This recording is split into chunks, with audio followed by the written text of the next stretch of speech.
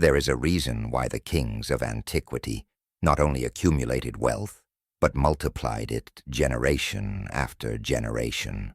They knew secrets about prosperity that went far beyond the simple accumulation of gold and land.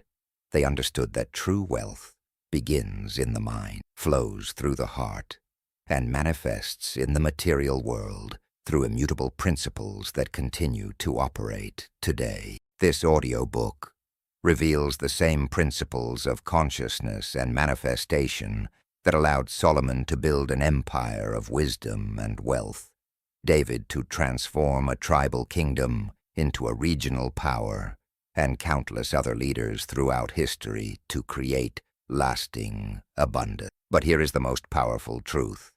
These principles are not exclusive to royalty.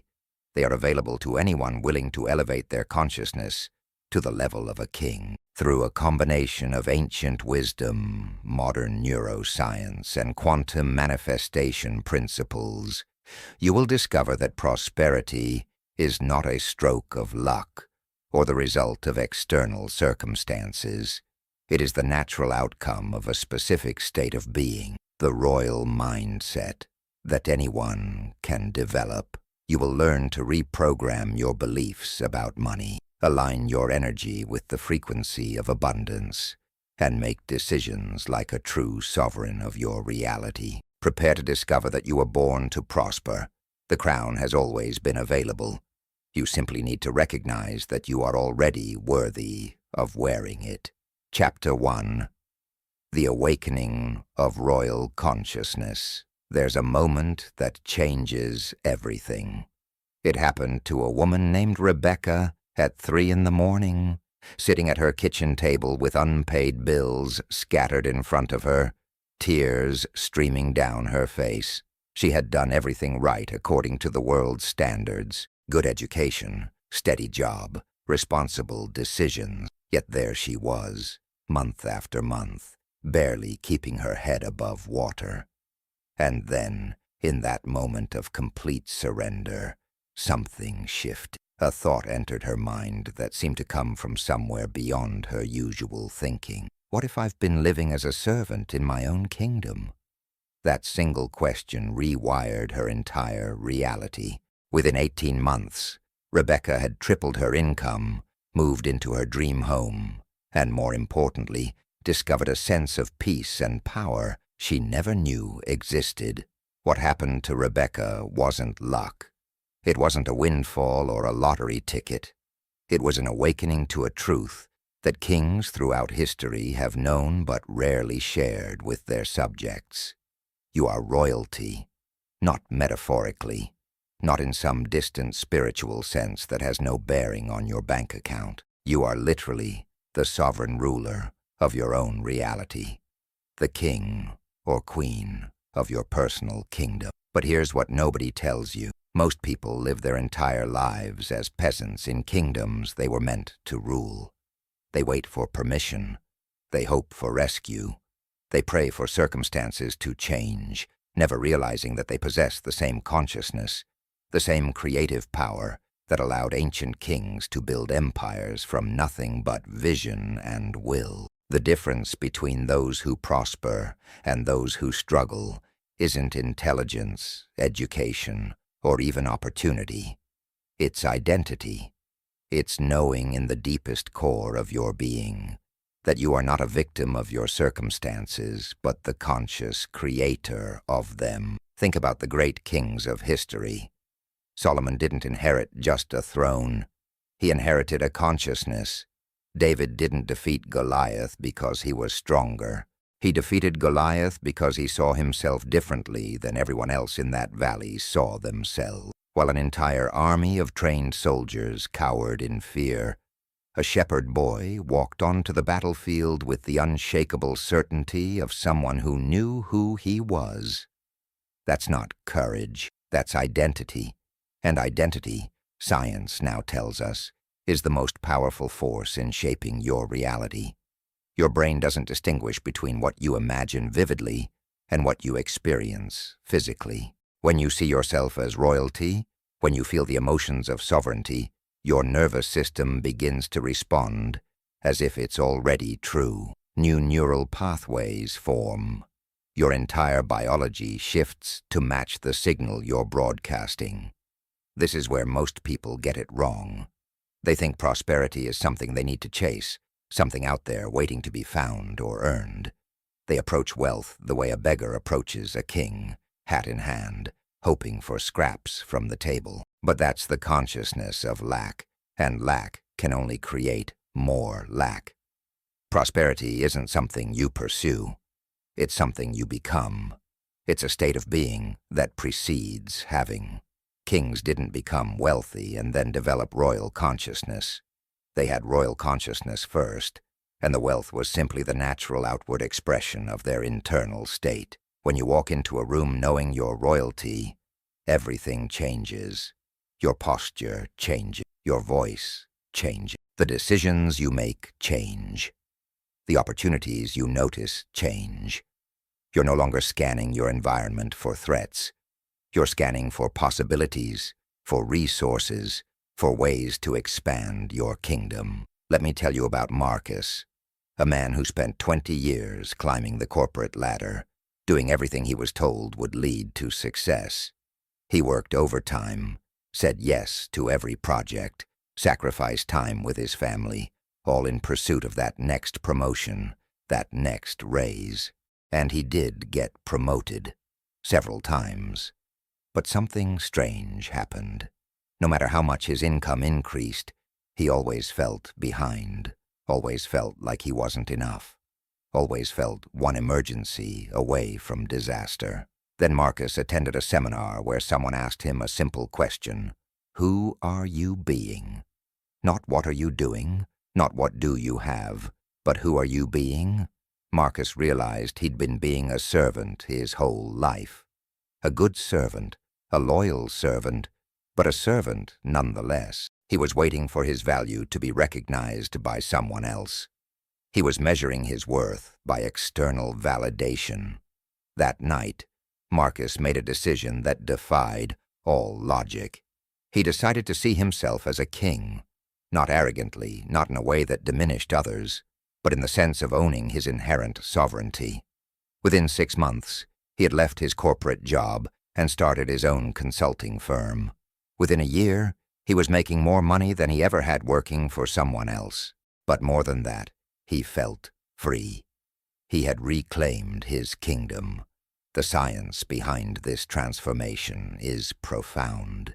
Your subconscious mind, which controls 95% of your daily behaviors and responses, operates like the most loyal servant in your kingdom. It will execute whatever orders you give it.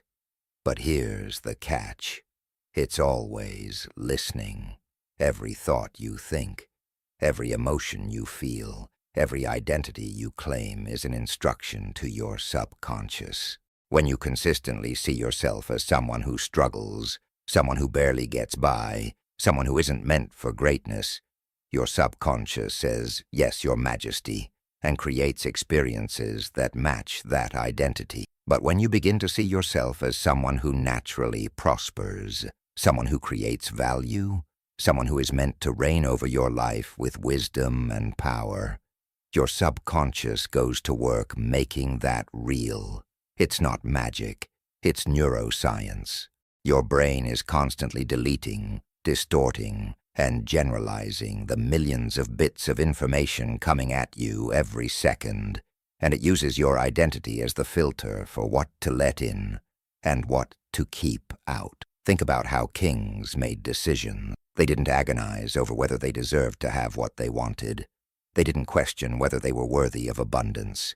They simply decided what they wanted for their kingdom and took action from that place of certainty. Not reckless action, not impulsive action, but decisive action, rooted in a clear vision and an unshakable sense of authority. This is what you must understand. Waiting for circumstances to validate your worth is the consciousness of a subject. Creating circumstances that reflect your worth is the consciousness of a king. When you walk through life as royalty, you stop asking, "Can I?" and start asking, how will I? The shift seems subtle, but the impact is revolutionary. You're no longer scanning your reality for evidence of your limitations. You're scanning for resources, for allies, for opportunities to expand your reign. I want you to feel something right now. Close your eyes for a moment after you finish this paragraph, and imagine you are a king or queen waking up in your palace. The sheets are the finest quality. The room is exactly as you designed. As you rise from bed, you're not worried about bills or approval, or whether you're enough. You're thinking about your kingdom, about the lives you'll impact today, about the vision you're bringing into reality. Notice how your body feels different when you imagine this. Notice how your breathing changes. Notice the subtle shift in your energy. That feeling, that elevated state, is your natural frequency. That's who you actually are beneath all the conditioning and limiting beliefs. The poverty consciousness, the struggle, the sense of not enoughness, those are learned. They were programmed into you by a world that benefits from keeping people small. But your royal consciousness, your natural state of abundance, that's your birthright. It's been there all along, waiting for you to remember. Here's what changes when you awaken to your royal consciousness. You stop tolerating what doesn't serve you. A king doesn't keep toxic people in his council. A queen doesn't accept environments that drain her energy. You start making decisions from abundance rather than fear. When an opportunity arises, you don't ask, what if it doesn't work? You ask, what if it does? You begin to see money differently. It's not something scarce that you have to fight for. It's energy, and energy flows naturally to those who are aligned with it. You understand that your job isn't to figure out how your prosperity will manifest. Your job is to become someone for whom prosperity is natural, and then trust that the universe, with its infinite intelligence, will arrange the details.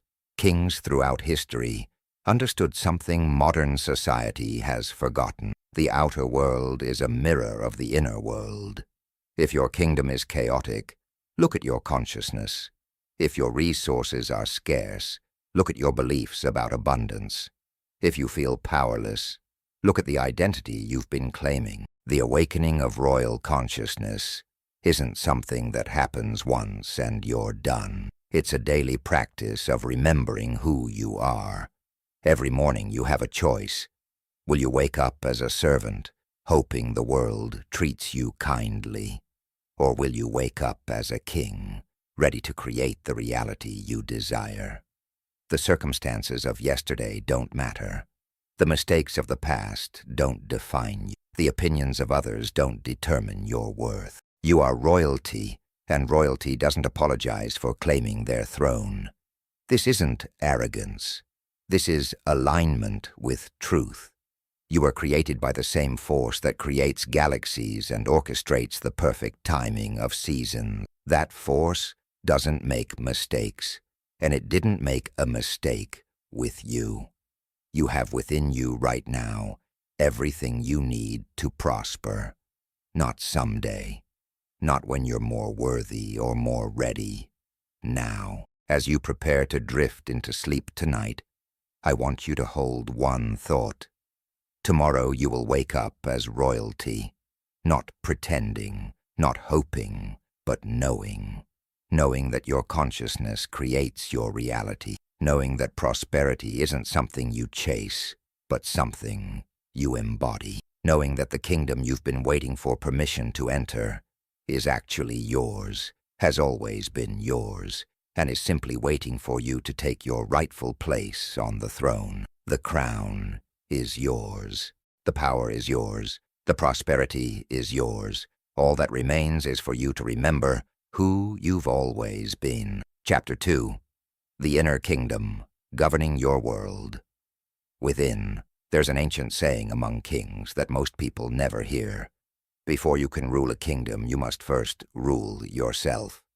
This isn't motivational philosophy.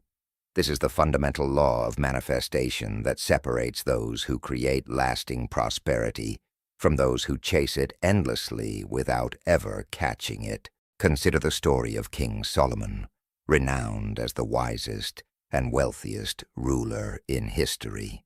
When God appeared to him in a dream and offered him anything he desired, Solomon didn't ask for riches. He didn't ask for power or fame or military might. He asked for wisdom to govern well. And what happened? The wealth, the power, the fame, all of it came flooding into his reality as a natural consequence of governing wisely. But here's what most people miss. Solomon wasn't just talking about governing his physical kingdom. He was talking about governing the kingdom within, the realm of thoughts, emotions, beliefs, and consciousness that determines everything you experience in the outer world. Your inner kingdom is the most powerful territory you'll ever control. It's where every fortune is made or lost before a single dollar changes hands. It's where every relationship thrives or dies before a single word is spoken.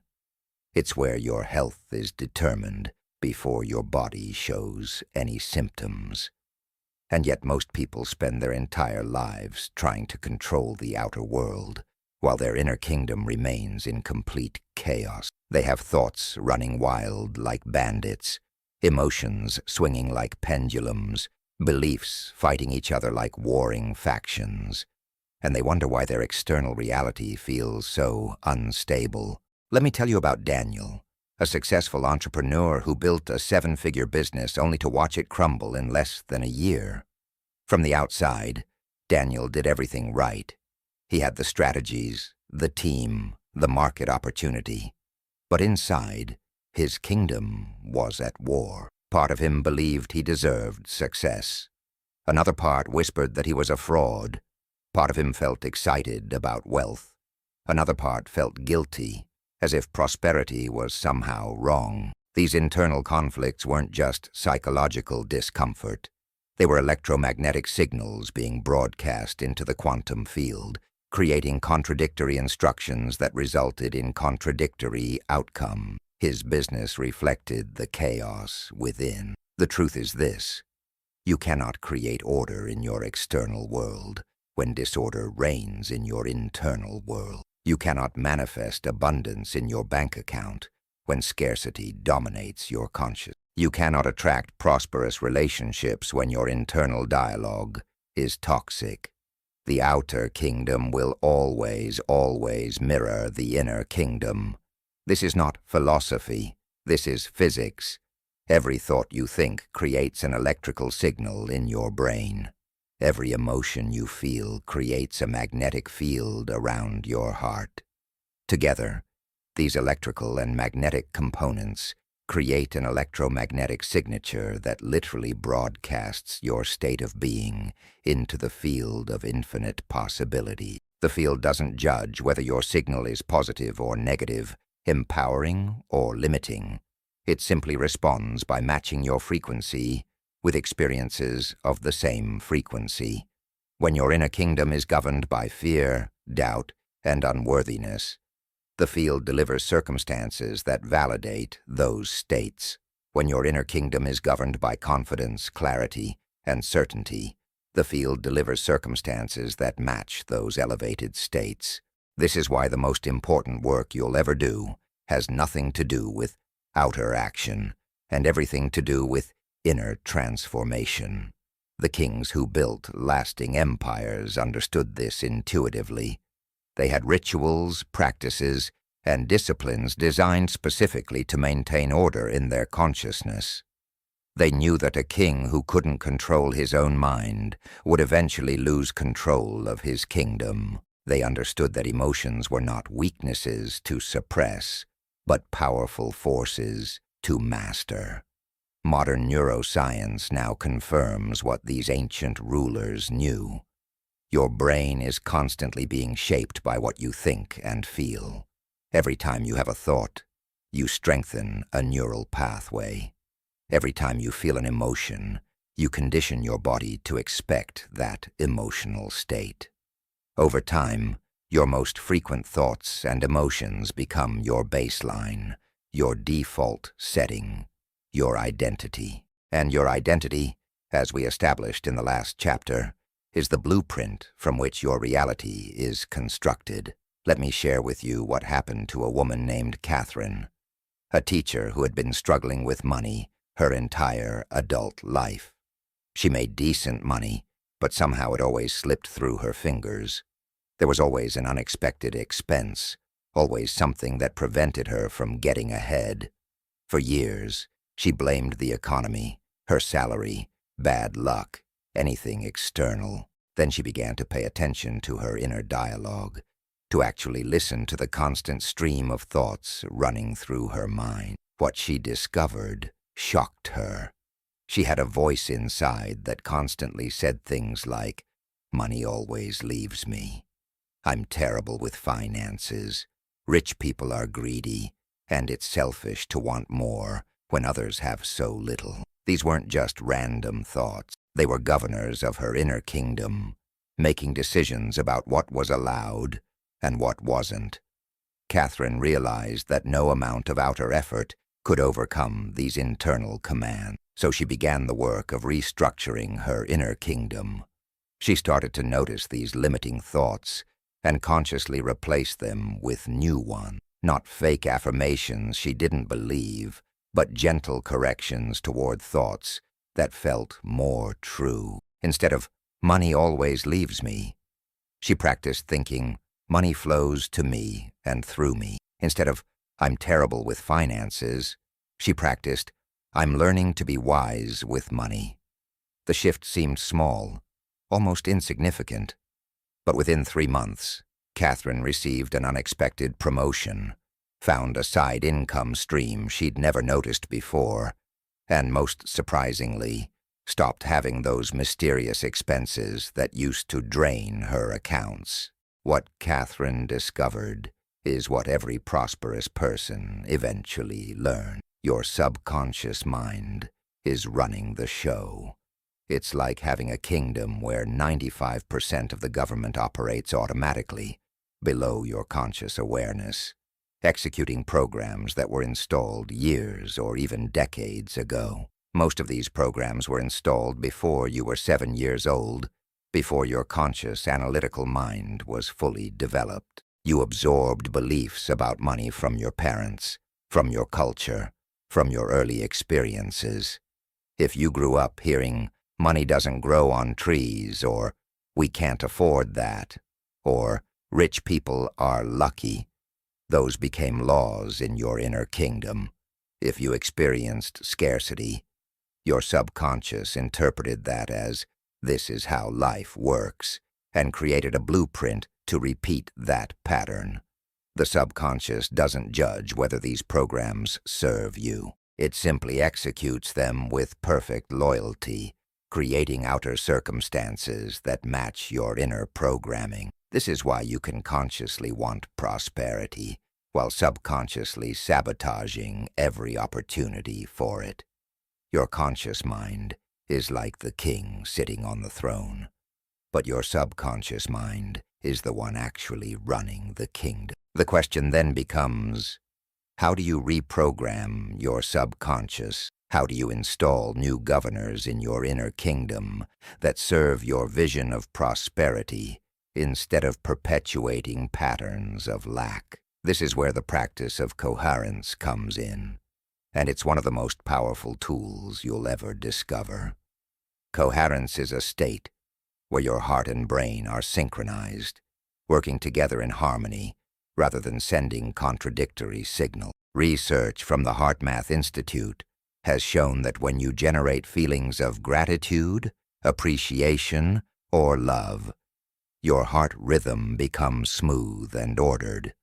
This coherent heart rhythm sends signals to your brain that enhance cognitive function, reduce stress hormones, and most importantly, create a powerful electromagnetic field that can be measured several feet outside your body. In this state of coherence, you're not just thinking about prosperity or hoping for it. You're actually embodying the frequency of prosperity. You're broadcasting a signal that says, I am already whole, already abundant, already complete. And the quantum field, which is always listening, begins to reorganize itself to match your signal. Think about the last time you felt truly grateful. Not the polite thank you kind of gratitude, but the deep, overwhelming sense of appreciation that fills your chest and brings tears to your eyes. In that moment, your inner kingdom was in perfect order. There was no conflict, no resistance, no lack. You were complete. Now imagine living in that state consistently, not because everything is perfect in your outer world, but because you've learned to govern your inner world so masterfully that you can generate elevated emotions regardless of circumstances. This is what kings did. They didn't wait for their kingdoms to be perfect before feeling powerful. They felt powerful first, and their kingdoms reflected that power. You don't wait for prosperity to arrive before feeling abundant. You feel abundant first, and prosperity arrives to match your frequency. This is the secret that changes everything. Your emotions are not reactions to your circumstances. They are the causes of your circumstances. When you master the art of generating elevated emotions independent of external conditions, you become the most powerful creator you can be. Let me tell you about James, a man who transformed his entire financial reality by changing one thing: his morning routine. James used to wake up already thinking about his problem, bills to pay, work stress, relationship issues. By the time he got out of bed, his inner kingdom was already in chaos, and his day unfolded accordingly. Then James learned about the power of coherence and decided to experiment. Every morning before checking his phone or thinking about his to-do list, he would sit quietly for 10 minutes and practice generating feelings of gratitude and abundance. He would think about things in his life he appreciated, and he would let that feeling grow until it filled his chest. Then, while maintaining that elevated emotional state, he would visualize his day unfolding perfectly, not in a vague, I hope things go well way, but in specific, sensory-rich detail. He would see himself making wise decisions, having productive conversations, solving problems with ease. Most importantly, he would feel what it felt like to be someone for whom everything flowed. After just 2 weeks of this practice, James noticed something remarkable. Opportunities started appearing that he swore hadn't been there before. A former colleague reached out with a lucrative project. A negotiation that seemed dead suddenly came back to life. An idea for a new income stream appeared in his mind, fully formed. James hadn't changed his actions in the outer world. He had changed the governor of his inner kingdom, and the outer world had no choice but to reflect that change. This is the power you hold when you understand that your inner kingdom must be governed before your outer kingdom can prosper. You're not manipulating reality. You're not using tricks or shortcuts. You're aligning yourself with the fundamental laws of creation. Every great spiritual tradition and every cutting-edge scientific theory points to the same truth. Consciousness creates reality. Your inner state determines your outer experience. The thoughts you think most often become the things you experience. The emotions you feel most frequently become your point of attraction. The beliefs you hold most deeply become the boundaries of your possibility. When you take full responsibility for governing your inner kingdom, when you stop blaming circumstances and start creating from the inside out, everything changes. You stop being a victim of your environment and become the architect of your environment. You stop reacting to life and start creating life. You claim your throne as the sovereign ruler of your reality.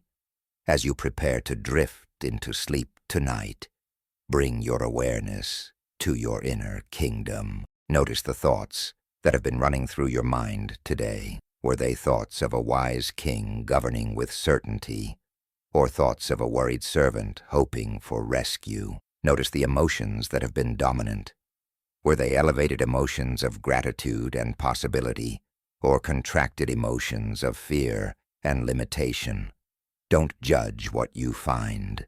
Simply observe it with the loving awareness of a ruler who cares deeply about the kingdom they govern. And then, in these final moments before sleep, make a gentle decision. Tomorrow, you will govern your inner kingdom with intention. Tomorrow, you will notice when chaos tries to take hold, and you will restore order through breath, through elevated emotion, through the conscious choice to feel abundant before the evidence appears. Your inner kingdom is yours to rule. The throne is waiting. Take your seat and watch as your outer world begins to reflect the order, peace, and prosperity you've established within. Chapter 3. The Law of Perpetual Prosperity. There are laws in this universe that are as unchangeable as gravity. You can't negotiate with them, you can't ignore them, and pretending they don't exist doesn't make them go away. But here's the magnificent truth. When you understand these laws and align yourself with them, prosperity becomes as natural as breathing. The ancient kings knew these laws. They were passed down through mystery schools, whispered in the halls of temples, encoded in sacred texts. The Hermetic principles, the wisdom of Solomon, the teachings of the great masters, all pointed to the same fundamental truths about how reality operates. And now, thousands of years later, quantum physics is confirming what these ancient teachers already knew. The universe operates according to specific principles, and when you align with these principles, you don't have to struggle for prosperity. It flows to you with the same inevitability that water flows downhill. Let me tell you about a principle that will transform everything you think you know about wealth. It's called the law of circulation, and it's the reason why some people seem to attract money effortlessly, while others work themselves to exhaustion and barely stay afloat. Money is energy, not metaphorically, literally. Everything in this universe, including money, is energy vibrating at different frequencies. And energy, by its very nature, must move. It must circulate. It must flow. When you try to hold on to energy, when you grip it tightly out of fear that there won't be more, you actually stop the flow. Think about a river. A healthy river flows continuously. Water comes in, water goes out, and because of this circulation, the river stays fresh and alive. But what happens when you dam up a river? The water becomes stagnant. It stops flowing. Eventually it becomes toxic. This is exactly what happens with money when you operate from a consciousness of scarcity. You receive a little bit, you hold on to it desperately, and you wonder why more doesn't come. It's because you've stopped the circulation.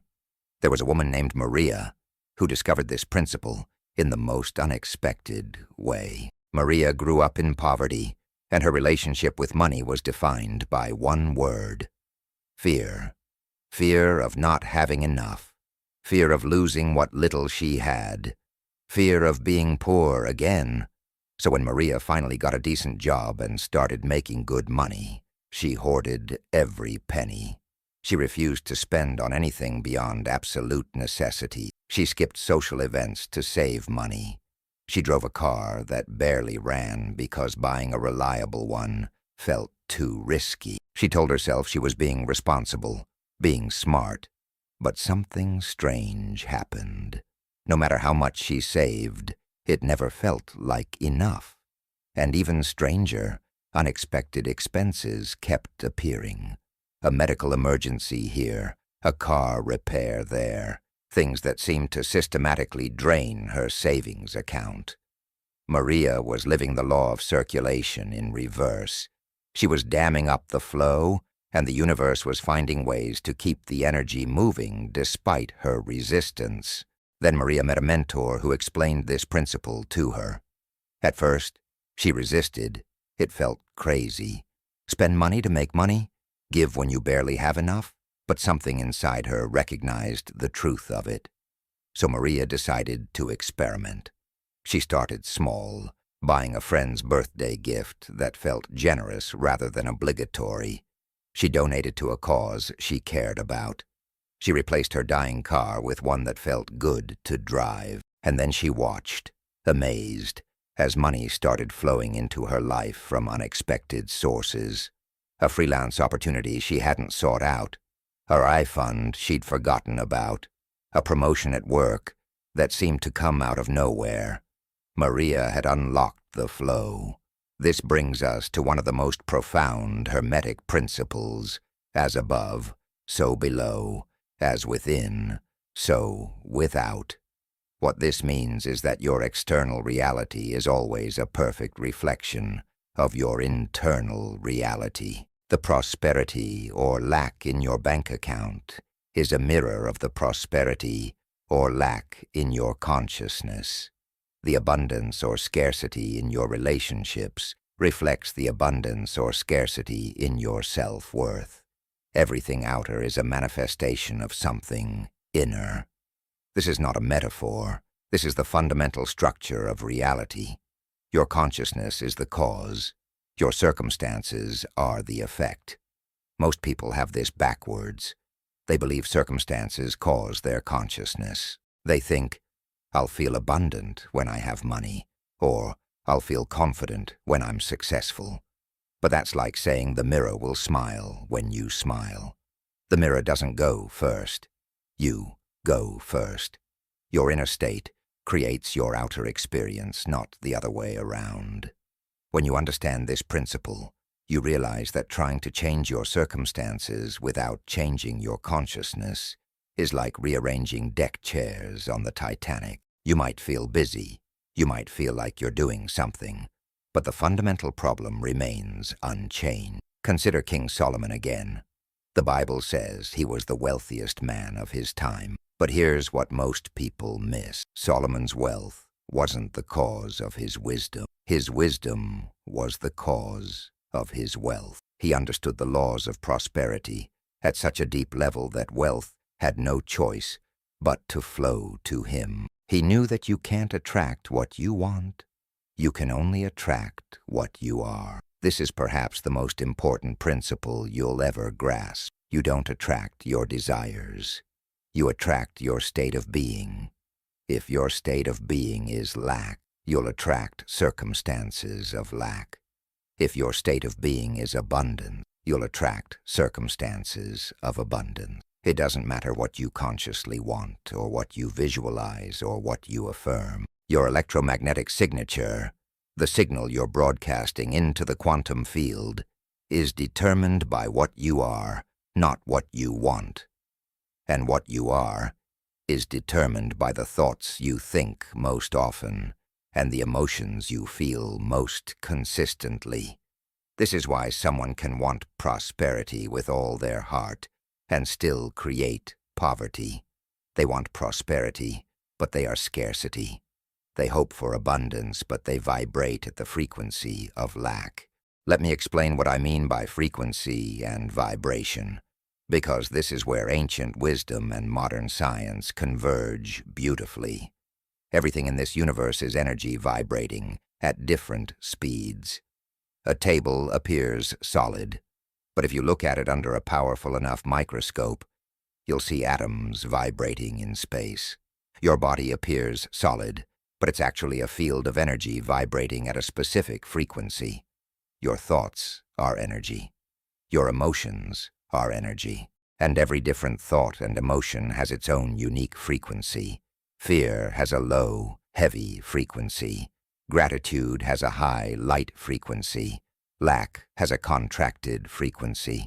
Abundance has an expansive frequency. Now here's where it gets interesting. The quantum field, which is the invisible field of infinite possibilities that surrounds and permeates everything, responds to the frequency you're emitting. It's like a radio station. When you tune your dial to 98.5 FM, you get the station broadcasting at 98.5 FM. You don't get the station at 101.3. You can't be tuned to 98.5 and expect to hear what's playing on 101.3. The same is true with manifestation. When you're vibrating at the frequency of lack, worry, and limitation, you tune into circumstances that match that frequency.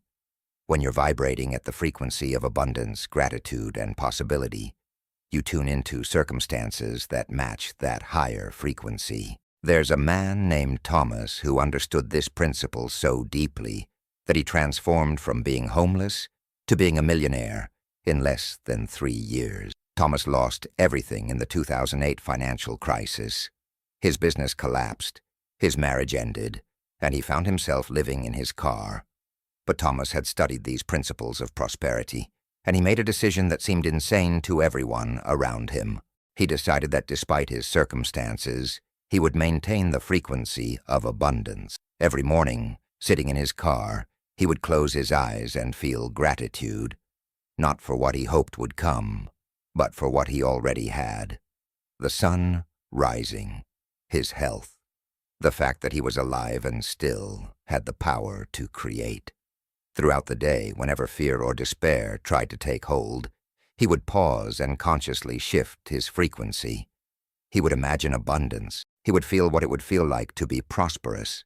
He would walk into stores not to buy anything, but to feel the feeling of having the resources to buy whatever he wanted. People thought he was crazy, but Thomas knew something they didn't. He knew that his circumstances were temporary, but his frequency was his power. Within months, opportunities started appearing. A former colleague offered him a consulting project. That project led to another, then another. Thomas maintained his practice of elevated emotions, of vibrating at the frequency of abundance regardless of external conditions. Within a year, he had an apartment. Within 2 years, he had rebuilt his business. Within 3 years, he was a millionaire. But the wealth wasn't the real transformation. The real transformation was that Thomas had proven to himself that consciousness creates reality. He had demonstrated that frequency precedes form. He had lived the principle that what you are determines what you attract. This is the power of understanding vibration and frequency. You're not a victim of circumstances. You're a broadcasting station, constantly sending out a signal into the field, and the field, with its infinite intelligence and perfect responsiveness, is constantly matching your signal with experiences of the same frequency. When you hold thoughts of lack, you broadcast lack. When you feel emotions of unworthiness, you broadcast unworthiness. When you embody the energy of abundance, you broadcast abundance. The field doesn't judge your signal. It doesn't decide whether you deserve what you're asking for. It simply responds. It matches. It mirrors. This is why trying to manifest from a place of desperation never works. Desperation is a frequency of lack, and lack attracts more lack.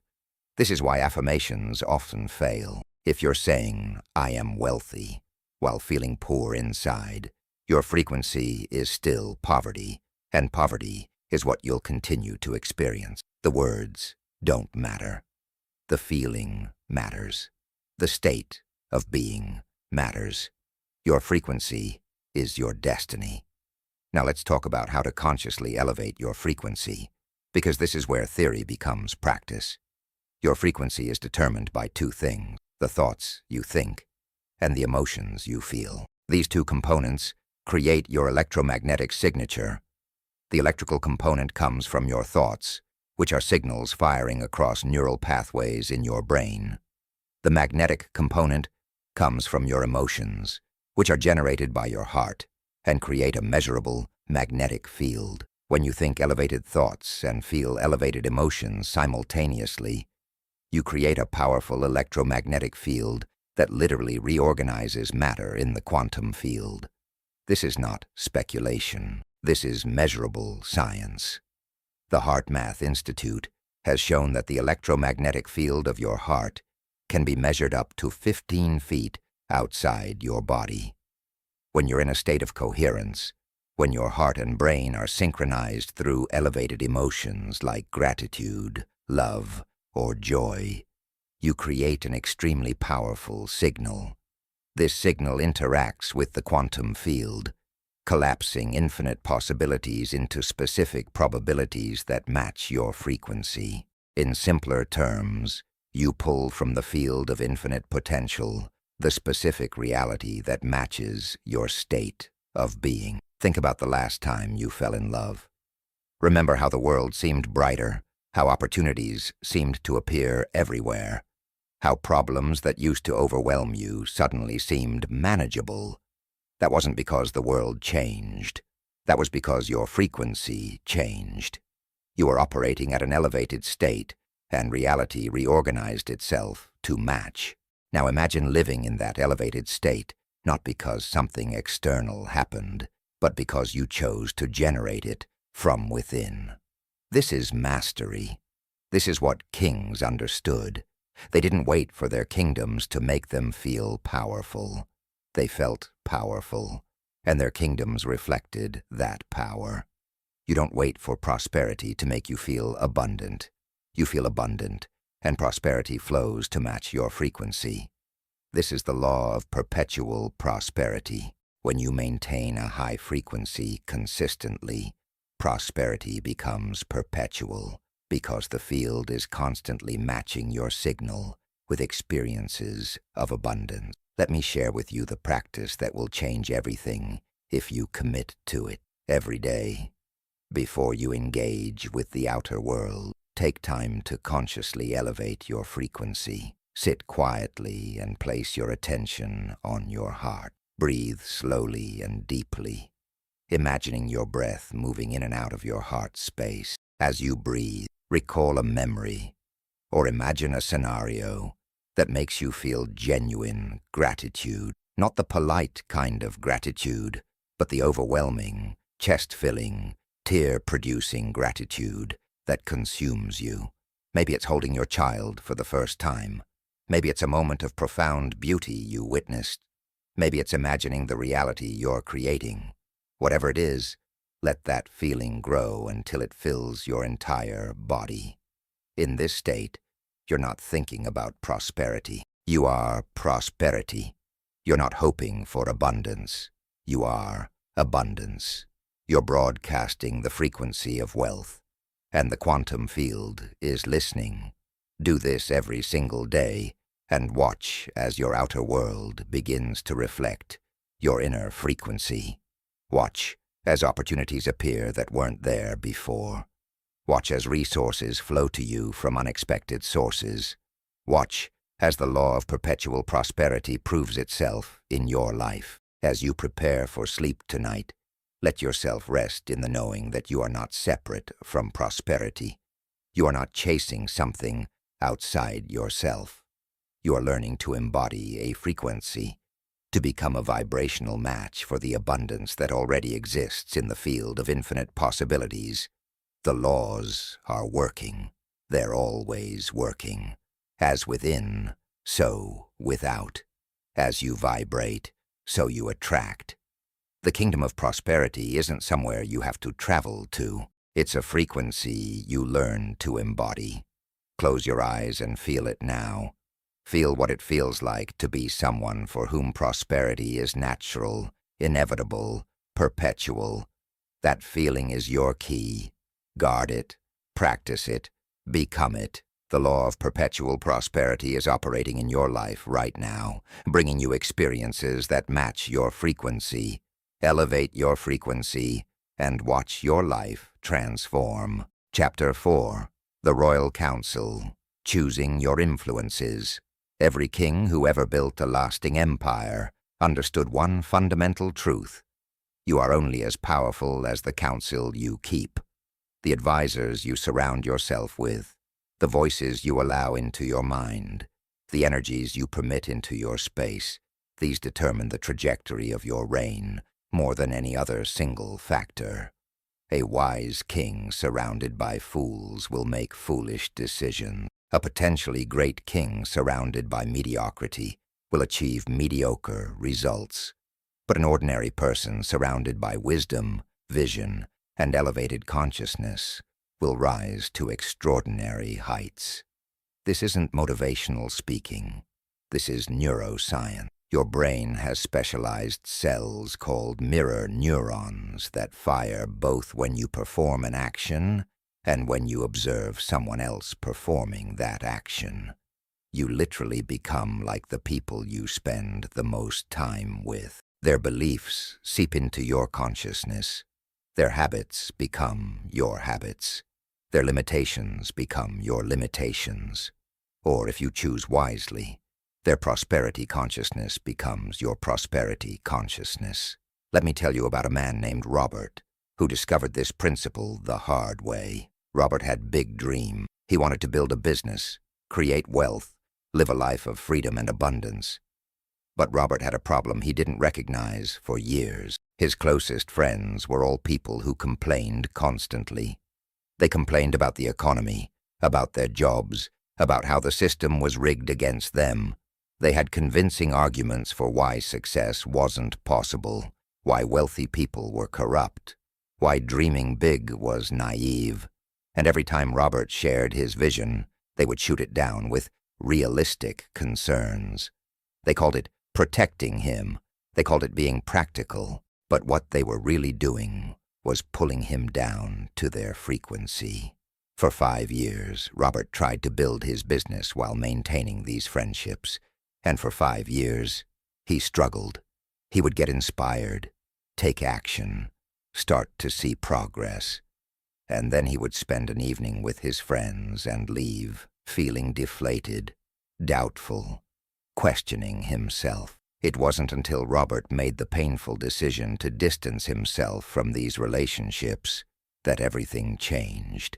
Within 6 months of surrounding himself with people who believed in possibility, who celebrated success rather than resented it, who asked, "How can we make this work?" instead of, "Why it won't work," Robert's business exploded. Same person, same skills, different counsel, different results. This is the power of your environment, and your environment includes not just the physical spaces you inhabit, but the mental and emotional spaces created by the people around you. Think about the kings of history. They didn't choose their advisors randomly. They didn't keep people in their council out of obligation or guilt. They strategically selected individuals who would elevate their thinking, challenge their assumptions in constructive ways, and support their vision with wisdom and resources. King David had his mighty men, warriors and strategists, who strengthened his reign. Solomon surrounded himself with scholars, philosophers, and wise counselors from many nations. They understood that isolation leads to stagnation, but the wrong company leads to destruction. The right counsel, however, leads to expansion, innovation, and prosperity beyond what any individual could achieve alone. Your counsel doesn't have to be people who meet with you in a formal setting. Your counsel is anyone who has regular access to your consciousness. It's the people you talk to most often. It's the books you read. It's the podcasts you listen to. It's the social media you consume. It's the news you watch. Every single one of these is a counselor, whispering in your ear, shaping your thoughts, influencing your beliefs, and ultimately determining your frequency. Here's what most people don't realize. Your brain doesn't distinguish between a conversation you have with a person standing in front of you and a conversation you have with a voice on a podcast or a character in a book. To your subconscious mind, it's all input. It's all programming. If you spend an hour listening to news that focuses on crisis, shortage, and fear, you've just had an hour-long counseling session with an advisor who specializes in lack consciousness. If you spend an hour reading about someone who overcame impossible odds to create extraordinary success, you've just had a counseling session with an advisor who specializes in possibility consciousness. Your subconscious absorbs it all without judgment, and it uses this input to construct your sense of what's normal, what's possible, and what's true. This is why the ancient mystery schools were so selective about who they accepted as students. They knew that transformation requires a protected environment. You can't elevate your consciousness while constantly being bombarded with lower frequencies. You can't maintain a prosperity mindset while drowning in messages of scarcity. Let me share the story of a woman named Lisa who transformed her entire financial reality by changing nothing except her inputs. Lisa worked as a nurse, a noble profession, but one where she felt constantly drained, not just physically tired, but energetically depleted. She would come home exhausted, turn on the TV to decompress, and spend her evenings watching shows about crime, disaster, and conflict.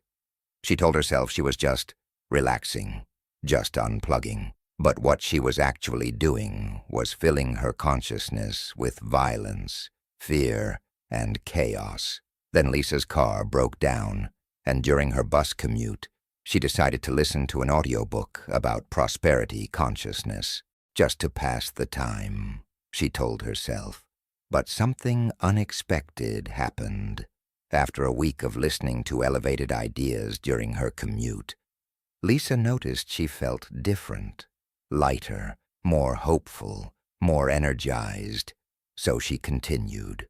She replaced her evening TV habit with audiobooks and podcasts about success, abundance, and personal growth.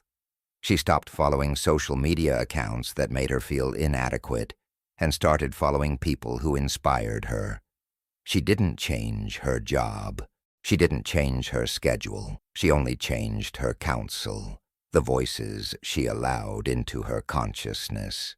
Within 3 months, Lisa received an unexpected job offer at a private clinic that paid 40% more. Within 6 months, she had started a side business teaching other nurses how to avoid burnout. Within a year, she had tripled her income. But more than the money, Lisa felt different. She had energy, enthusiasm, vision. She had changed her counsel, and her counsel had changed her life. This brings us to a critical question. Who is currently in your counsel? I want you to think about the 5 people you spend the most time with, either physically or through media consumption. What do these 5 people believe about money? What do they believe about success? What do they believe about life? Are they cynical or optimistic? Are they victims or creators? Are they expanding or contracting? This matters because research shows that you become the average of the 5 people you spend the most time with.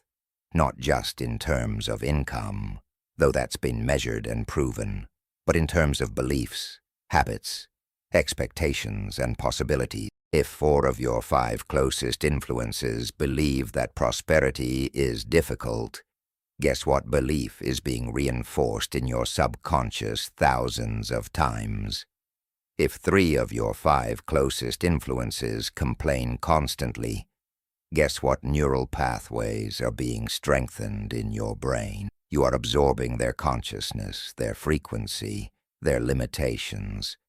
This isn't judgment. This is just how the brain works. Mirror neurons don't discriminate. They mirror whatever they observe most frequently. Now here's the challenging part. Sometimes the most toxic counselors are the people closest to us. Family members who love us but project their fears onto our dreams. Friends who care about us but can't support our growth because it threatens their sense of identity. Colleagues who mean well but are so stuck in their own limitations that they can't see possibility. This is where you must become ruthless in protecting your consciousness. Not cruel, not unkind, but absolutely committed to guarding your inner kingdom. A wise king loves his people, but he doesn't let just anyone into his private council chambers. There's a difference between the general population of your kingdom and the select few who advise you on matters of importance. You can be kind to everyone, while being selective about who influences your thinking. You can love people from a distance while refusing to let their limitations become your limitation. This is not selfishness. This is survival. You cannot rise to your potential while being pulled down by people who are committed to staying stuck. Let me tell you what happened when a man named David made the difficult decision to restructure his counsel. David came from a family where no one had ever made more than $40,000 a year. When David started a business and began experiencing success, his family's reaction shocked him. Instead of celebration, there was skepticism. Instead of support, there were warnings. Don't get too big for your britches. Remember where you came from. Money changes people. These phrases, delivered with love, were actually expressions of fear. His family couldn't celebrate his success because his success challenged their belief that success wasn't possible for people like them. David loved his family, but he realized that if he wanted to continue growing, he couldn't share his dreams with them anymore. So he made a boundary. He stayed connected to his family for holidays and casual visits, but he stopped discussing his business, his goals, or his vision with them. Instead, he found a mentor who had built the kind of business David wanted to build. He joined a mastermind group of entrepreneurs who understood his journey. He read books by people who had achieved what he was working toward. Within 2 years of restructuring his counsel, David's income increased by 500%. And here's the beautiful part. His success has eventually inspired 2 of his siblings to start their own businesses. By protecting his vision, by refusing to let fear-based counsel limit him, David not only transformed his own life, but became a new kind of counselor for his family, showing them what was possible. This is the power and the responsibility of choosing your counsel wisely. You're not just affecting your own life, you're setting a new standard, creating a new possibility, showing others a different way. But you can only do this if you protect your consciousness fiercely. Start by auditing your current counsel. Look at your phone and identify the 5 people you text or talk to most frequently. Look at your social media and identify the 5 accounts you engage with most often. Look at your media consumption and identify the 5 sources you turn to most regularly. For each of these, ask yourself, is this influence elevating my consciousness or lowering it? Is this voice expanding my sense of possibility or reinforcing my limitations? Is this energy making me feel more powerful or more powerless? Be honest. Then make decisions. Unfollow accounts that make you feel inadequate. Stop watching news that focuses exclusively on problems without solutions. Distance yourself from people who drain your energy. This might feel uncomfortable. It might feel selfish. But remember, you're not just doing this for yourself. You're doing this because you have a vision, a mission, a kingdom to build. And your kingdom deserves a counsel that serves its highest potential. Now let's talk about actively building your royal council of elevated influences. Start by identifying people who embody the consciousness you want to develop. These might be authors, speakers, entrepreneurs, spiritual teachers, or historical figures. You don't need personal access to them. Through books, audiobooks, podcasts, and videos, you can essentially apprentice yourself to the greatest minds who have ever lived. Spend time with them daily. Let Abraham Lincoln counsel you on leadership. Let Maya Angelou counsel you on resilience. Let Warren Buffett counsel you on financial wisdom. Let Rumi counsel you on spiritual truth. These are your counselors now. Voices of elevated consciousness that will gradually reprogram your subconscious mind. Then seek out living people who are where you want to be. Find a mentor, join a mastermind, attend conferences, engage in communities of people who are playing at a higher level. You'll be amazed at how quickly you rise when you're surrounded by people who see your potential more clearly than you see it yourself. As you drift towards sleep tonight, I want you to visualize your royal council. See yourself sitting at a magnificent round table, and around this table are the wisest, most prosperous, most elevated beings you can imagine. They're smiling at you with love and recognition. They believe in you completely. They see your potential. They celebrate your vision. And they're committed to counseling you toward your highest destiny. Feel the energy of this counsel. Feel the safety of being surrounded by wisdom. Feel the power of having advisors who elevate rather than diminish you. This is your counsel now. These are the voices you'll listen to. These are the influences you'll allow into your consciousness. You are the king of your reality, and you have the absolute authority to choose who sits at your table. Choose wisely, choose consciously, and watch as your entire world transforms to match the elevated frequency of your new counsel. Your future self is thanking you for this decision. Sleep well, knowing you're surrounded by wisdom, supported by elevated consciousness, and guided toward the prosperity that is your birthright. Chapter 5. The Hidden Treasure. Transmuting Limiting Beliefs. There's a treasure buried inside you worth more than all the gold in ancient kingdoms. It's been there your entire life, waiting to be discovered. But here's the tragedy. Most people live and die without ever knowing it exists. They spend their days digging in distant fields, searching for prosperity in all the wrong places, while an infinite fortune lies just beneath the surface of their own consciousness. This treasure isn't money, though money flows naturally once you find it. This treasure is something far more valuable. The freedom from the invisible chains that have been holding you back since childhood. These chains have name. They're called limiting beliefs, and they govern your life with an iron fist you can't see, creating boundaries you never consciously chose, keeping you confined to a fraction of your true potential. Every king who ever achieved greatness had to discover this treasure. They had to dig beneath the surface of their conditioning and unearth the limiting beliefs that were preventing them from claiming their full power. Let me tell you about a man named Michael, who spent 43 years of his life imprisoned by a belief he didn't know he had. Michael was intelligent, hardworking, and talented. He had a good job, a loving family, and by all external measures, he was doing fine. But Michael had a problem. No matter how hard he worked, no matter how many promotions he received, he could never seem to break through a certain income level. Every time he got close to making 6 figures, something would happen. An unexpected expense, a health issue, a business decision that backfired.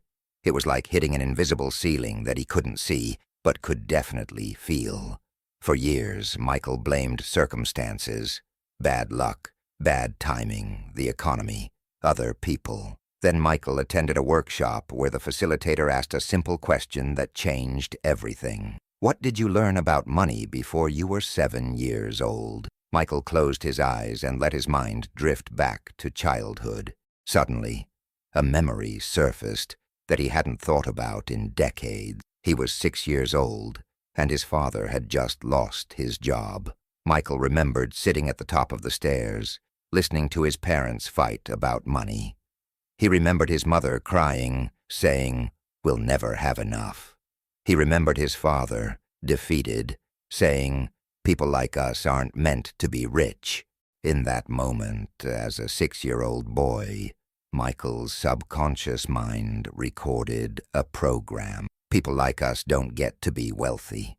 And for the next 37 years, that program ran in the background of his consciousness, sabotaging every opportunity to break through that invisible ceiling. This is how limiting beliefs work. They're installed in your subconscious before you have the cognitive ability to question them. Between birth and age 7, Your brain operates primarily in theta brainwave state, the same state you enter just before sleep. In this state, your conscious mind, your critical thinking ability, hasn't fully developed yet. You're like a sponge, absorbing everything around you without filter. When your parents say, "Money doesn't grow on trees," your subconscious doesn't analyze whether that's true or false.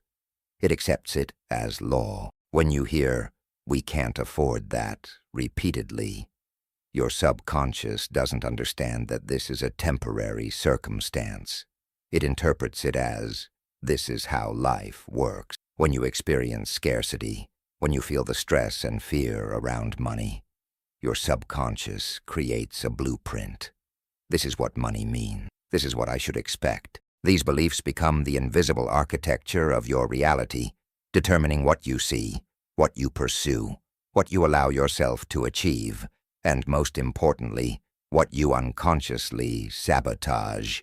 Here's what makes limiting beliefs so dangerous. They operate completely outside your conscious awareness. You don't wake up thinking, "Today I will sabotage my prosperity because of a belief I formed when I was 4 years old." Instead, you just notice that opportunities seem to slip away. You just notice that you make decisions that don't serve you. You just notice that no matter how hard you try, you can't seem to break through to the next level. And because you can't see the belief causing these patterns, you blame everything else. The economy, your industry, your education, other people, bad luck. But it's none of those things. It's the invisible governor in your subconscious mind, faithfully executing programs that were installed decades ago, programs you never chose, programs that don't serve you, but programs that run automatically until you become conscious of them and deliberately change them. Let me share with you the story of a woman named Jennifer who discovered a limiting belief so deep that uncovering it literally changed her life overnight. Jennifer was a talented artist who dreamed of selling her work and making a living from her creativity. But every time she tried to price her paintings, she felt sick. She would set a price that seemed fair, then immediately lower it. She would get interest from galleries, then back out at the last minute. She told herself she was being humble, being realistic, not wanting to be greedy. But the truth was, Jennifer had a belief she didn't know existed. Artists are supposed to suffer. She had absorbed this belief from movies, from stories about starving artists, from cultural narratives that romanticized poverty as proof of authenticity. Somewhere deep in her subconscious, Jennifer believed that prosperity and artistic integrity were mutually exclusive. To be a real artist meant to struggle. When a therapist helped Jennifer uncover this belief, she was shocked. She had never consciously thought this. But once she saw it, she recognized how it had been running her life. She saw how every time an opportunity for success appeared, this belief would activate and cause her to sabotage it. So Jennifer began the work of transmuting this belief. She started researching successful artists throughout history, discovering that many of the greatest artists were actually quite prosperous. She began to consciously install a new belief. My art creates value, and I deserve to be compensated abundantly for that value. Within 3 months of changing this single belief, Jennifer had her first gallery show. Within 6 months, she had sold more paintings than she had in the previous 5 years combined. Within a year, she was making more from her art than she had ever made at any job. Same talent, same paintings, different belief, different reality. This is the power of transmuting limiting beliefs. It's not about working harder or trying more strategies.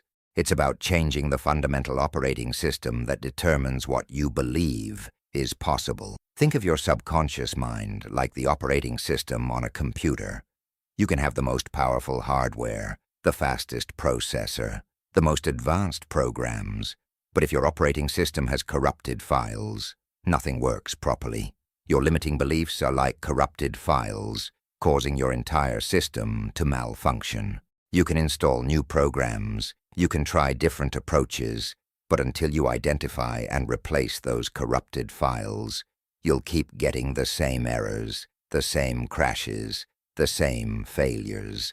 The beautiful thing is this: once you identify a limiting belief, once you bring it into your conscious awareness, it loses most of its power. It's like turning on the lights in a room where monsters were hiding. The monsters were never real. They were shadows created by darkness. Your limiting beliefs are the same. They seem absolutely real and unchangeable when they're operating in the darkness of your subconscious. But when you shine the light of awareness on them, you realize they're just thoughts, just programs, just beliefs that someone else installed before you knew. And thoughts can be changed. Programs can be rewritten. Beliefs can be replaced. Let me walk you through the process of identifying your limiting beliefs about prosperity. Start by noticing the area of your life where you feel most stuck. Maybe it's income, maybe it's business growth, maybe it's allowing yourself to receive. Whatever area feels most blocked, that's where your limiting beliefs are operating most powerfully. Now complete this sentence without thinking too much. I can't have the prosperity I desire because... Write down whatever comes up, even if it sounds silly, even if it sounds like an excuse. These are clues. Now complete another sentence. Rich people are... Again, write down whatever comes up. Don't censor. Don't analyze yet. Just let your subconscious speak. Now one more. Having a lot of money would mean... Write it all down. What you're doing is excavating the treasure, digging beneath the surface to uncover the beliefs that have been running your life from the shadows. Look at what you wrote. Do you see beliefs there? Maybe, I can't have prosperity because I'm not smart enough. Maybe rich people are greedy. Maybe having a lot of money would mean I'm selfish. These aren't truths. These are programs. And here's the liberating reality. You didn't choose these programs. They were installed by parents, culture, religion, media, experiences, before you had the capacity to choose, which means you have every right, every authority, to choose differently now. The process of transmuting a limiting belief has 3 stages. First, awareness. You must become conscious of the belief. You must see it clearly, understand where it came from, recognize how it's been operating in your life. Second, questioning. You must challenge the belief. Is it actually true? Who told you this? What evidence supports it? What evidence contradicts it? What would happen if you believed something different? This stage is crucial because your subconscious will fight to keep old beliefs, even painful ones, because they're familiar. Your brain prefers the known discomfort over unknown possibility, so you must logically dismantle the belief, showing your subconscious that this belief is not only false, but actively harmful. Third, replacement. You must install a new belief, one that serves your vision, one that empowers rather than limits you. This isn't about positive thinking or fake affirmations. This is about finding a belief that feels true at a deeper level, that resonates with your soul, that aligns with who you really are beneath the conditioning. Let me share how a man named Paul transmuted one of the most common limiting beliefs about money. Paul grew up religious, and somewhere in his upbringing, he absorbed the belief that money is the root of all evil. This belief created massive internal conflict. Part of Paul wanted prosperity. Another part believed that wanting prosperity meant he was evil. This conflict manifested as self-sabotage. Every time Paul started making good money, he would unconsciously do something to lose it. Then Paul began the transmutation process. First, awareness. He identified the belief and recognized it had come from a misquote of Scripture. The actual verse says, "The love of money is the root of all evil, not money itself." Second, questioning. Paul asked himself, is money evil or is it neutral? Can money be used for good? Can generous, loving people have money?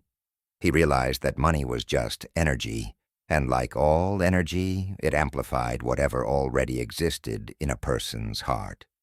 Money in the hands of a greedy person amplifies greed. Money in the hands of a generous person amplifies generosity. Third, replacement. Paul installed a new belief. Money is a tool that allows me to serve more people and create more good in the world.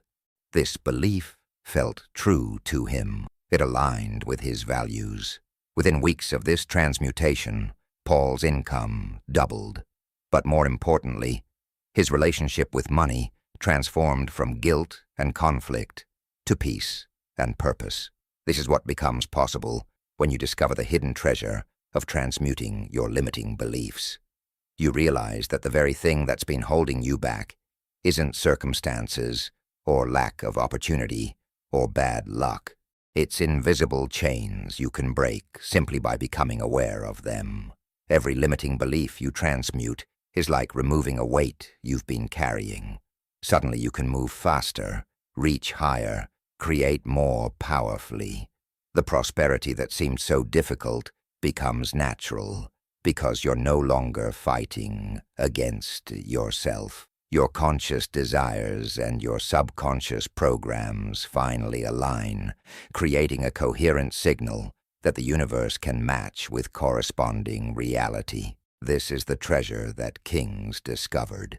This is the secret that allowed ordinary people to achieve extraordinary things, not because they were special, but because they found and freed themselves from the beliefs that were keeping them small. As you prepare to sleep tonight, I want you to know that your subconscious mind is most receptive moments between waking and sleeping. This is the same theta state you were in when those limiting beliefs were originally installed, which means this is the perfect time to install new beliefs that serve you. As you drift off, gently repeat this truth: I am free from all limiting beliefs. I choose to believe in my infinite capacity for prosperity. I am worthy of abundance. I deserve to thrive. Money flows to me easily because I create value. I am meant to prosper. Don't force it. Don't try to make yourself believe it. Just gently introduce these thoughts into your consciousness as you fall asleep, and let your subconscious begin the beautiful work of transmuting old programs into new possibilities. The treasure is yours. The chains are breaking. Your prosperity is emerging from beneath the layers of limitation. Sleep well, knowing that with each breath, you're becoming more free, more powerful, more aligned with the abundant reality that has always been your birthright. Chapter 6. The Scepter of Power. Making decisions like royalty. There's a single moment that changes the trajectory of every empire, every fortune, every life. It's not a moment of action. It's not a moment of luck. It's a moment of decision. Every king who ever ruled understood this fundamental truth. The quality of your life is determined by the quality of your decision, and the quality of your decisions is determined by the state of consciousness from which you make them. A decision made from fear creates a fearful reality. A decision made from lack creates more lack. But a decision made from power, from clarity, from an elevated state of consciousness, that decision has the power to reshape your entire world. The scepter, that ancient symbol of royal authority, represents something far more profound than the right to command others. It represents the power to command your own reality, to make choices that bend probability in your favor, to decide from the future you're creating rather than the past you're leaving behind. Let me tell you about a woman named Sarah who discovered this power at the darkest moment of her life. Sarah's business had failed. Her savings were gone. Her marriage was falling apart.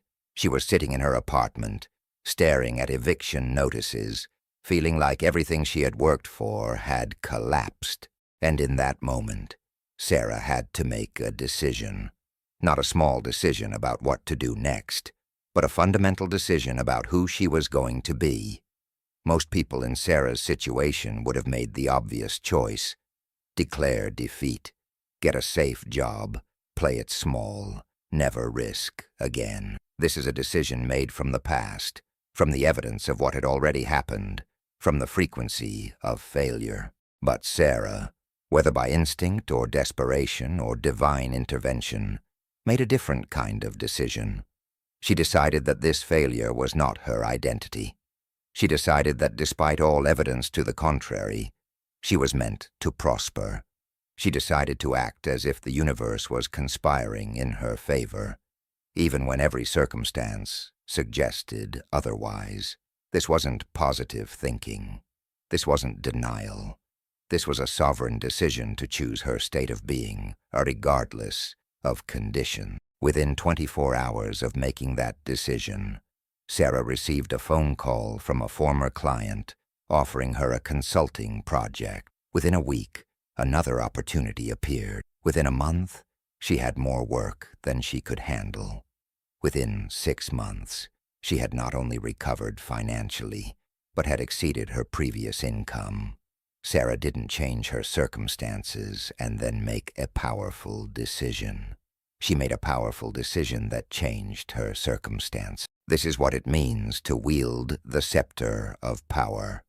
It means understanding that you have absolute authority over one thing and one thing only: the choice of who you will be in any given moment. You can't always control what happens to you. You can't control the economy, other people's choices, unexpected events, global circumstances. But you have complete sovereignty over how you respond, what meaning you assign, what state you choose to embody. This is the power that separates kings from subjects. A subject believes that external circumstances determine their internal state. They wait for the world to give them permission to feel powerful, abundant, successful. A king knows that their internal state determines their external circumstances.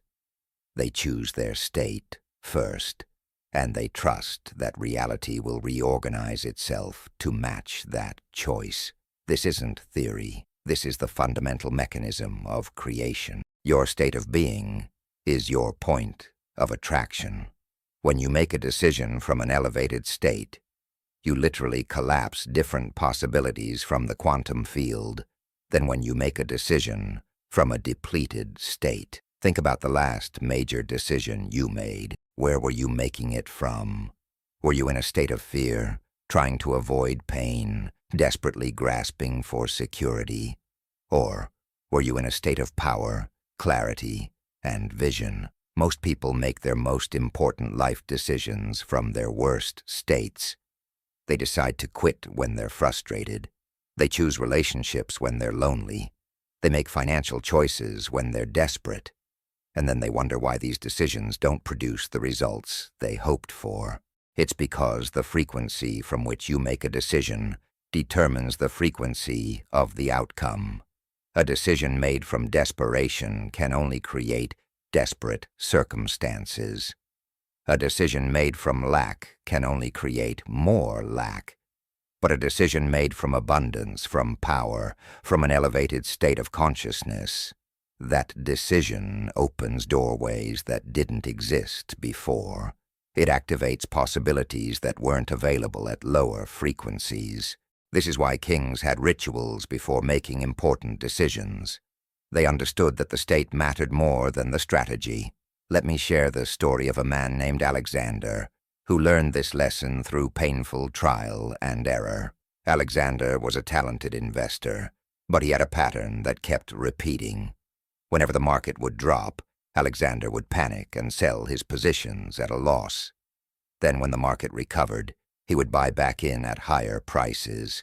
This pattern cost him hundreds of thousands of dollars over the years. Alexander knew intellectually that he should hold during downturns, that panic selling was irrational, but he couldn't seem to stop himself. Then Alexander learned about the relationship between state and decision-making. He realized that he wasn't making poor investment decisions because he lacked information or strategy. He was making poor decisions because he was making them from a state of fear. So Alexander developed a new practice. Before making any significant investment decision, he would first shift his state. He would breathe deeply, center himself, recall moments when he felt powerful and clear, and only when he had elevated his consciousness would he examine his options and make his choice. The difference was immediate and dramatic. Decisions that used to trigger panic now revealed opportunities. Market volatility that used to terrify him now excited him because he was observing it from a different state. Within a year of implementing this practice, Alexander's investment returns tripled. Same markets, same strategies, different state, different results. This brings us to one of the most powerful principles you'll ever learn. Decision is not the same as choice. Choice is selecting between existing options. Decision is creating new options through the power of commitment. When you truly decide something, when you commit at a soul level with no backup plan and no exit strategy, you activate forces in the quantum field that weren't available before. You collapse possibilities that were previously invisible. You open doorways that were previously locked. This is what the word decide actually means. It comes from the Latin decidere, which means to cut off. When you decide, you cut off all other possibilities. You burn the ships. You declare to the universe, "This is who I am now." And you trust that reality will reorganize itself to match that declaration. This is how kings operated. When a king decided to build a cathedral, or launch a campaign, or establish a new law, he didn't wait for conditions to be perfect. He didn't hedge his bets. He decided, and his decision became the cause that created new effects. Consider the story of a young woman named Maya, who understood this principle at age 23. Maya grew up in poverty, but she decided that she would become a doctor. Not hoped, not wished, decided. The circumstances were completely against her. She had no money for college. Her family couldn't help. She had no connections in the medical field. But Maya's decision was so complete, so total, that her brain couldn't conceive of any other outcome. She saw every obstacle as a problem to solve rather than a reason to quit. When she couldn't afford tuition, she found scholarships and grants. When she needed clinical experience, she volunteered at hospitals. When she faced rejection from medical schools, she improved her application and applied again. It took her longer than the traditional path. She had to work multiple jobs. She sacrificed things her peers took for granted. But Maya never wavered because she had decided, not just chosen. 12 years after making that decision, Maya became a doctor. But here's what most people miss. Maya didn't become a doctor when she received her diploma. She became a doctor the moment she decided. The 12 years were simply the time it took for physical reality to catch up with the decision she had already made in consciousness. This is the power you hold when you wield the scepter of true decision. You're not hoping for circumstances to support your desires.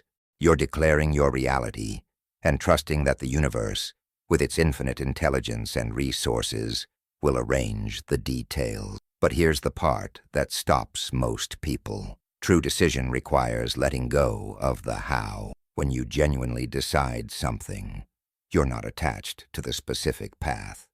You're clear on the outcome, but you're flexible about the method. You're open to being surprised by how your decision manifests. Most people never truly decide because they can't see the path from here to there.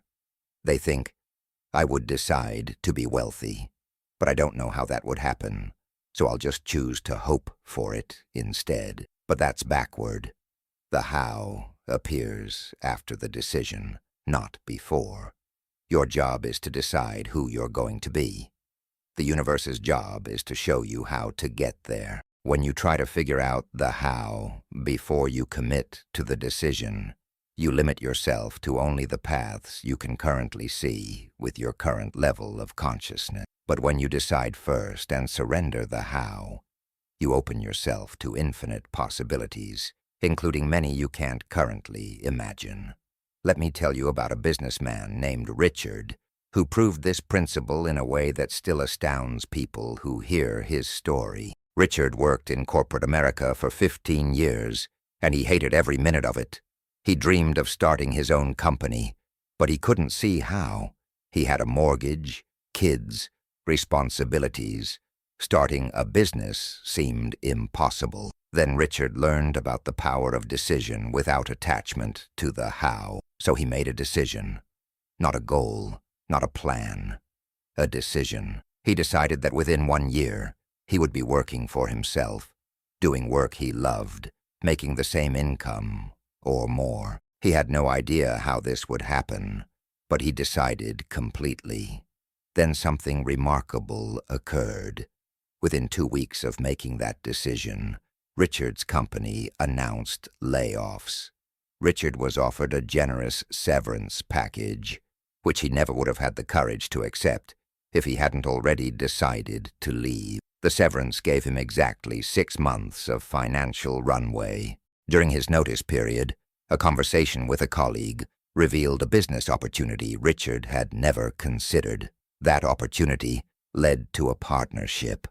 That partnership led to their first client. 6 months after being laid off, Richard's new business was generating income. 1 year after his decision, he was making 20% more than his corporate salary and working half the hours. Richard didn't plan any of this.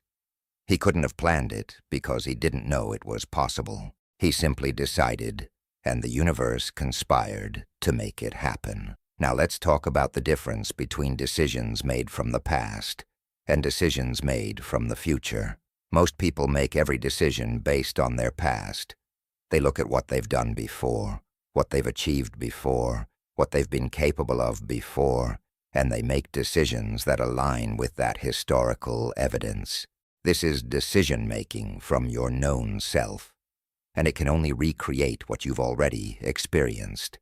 It's safe, predictable, and fundamentally limiting because you're using your past as a ceiling rather than your future as a compass. Kings didn't make decisions this way.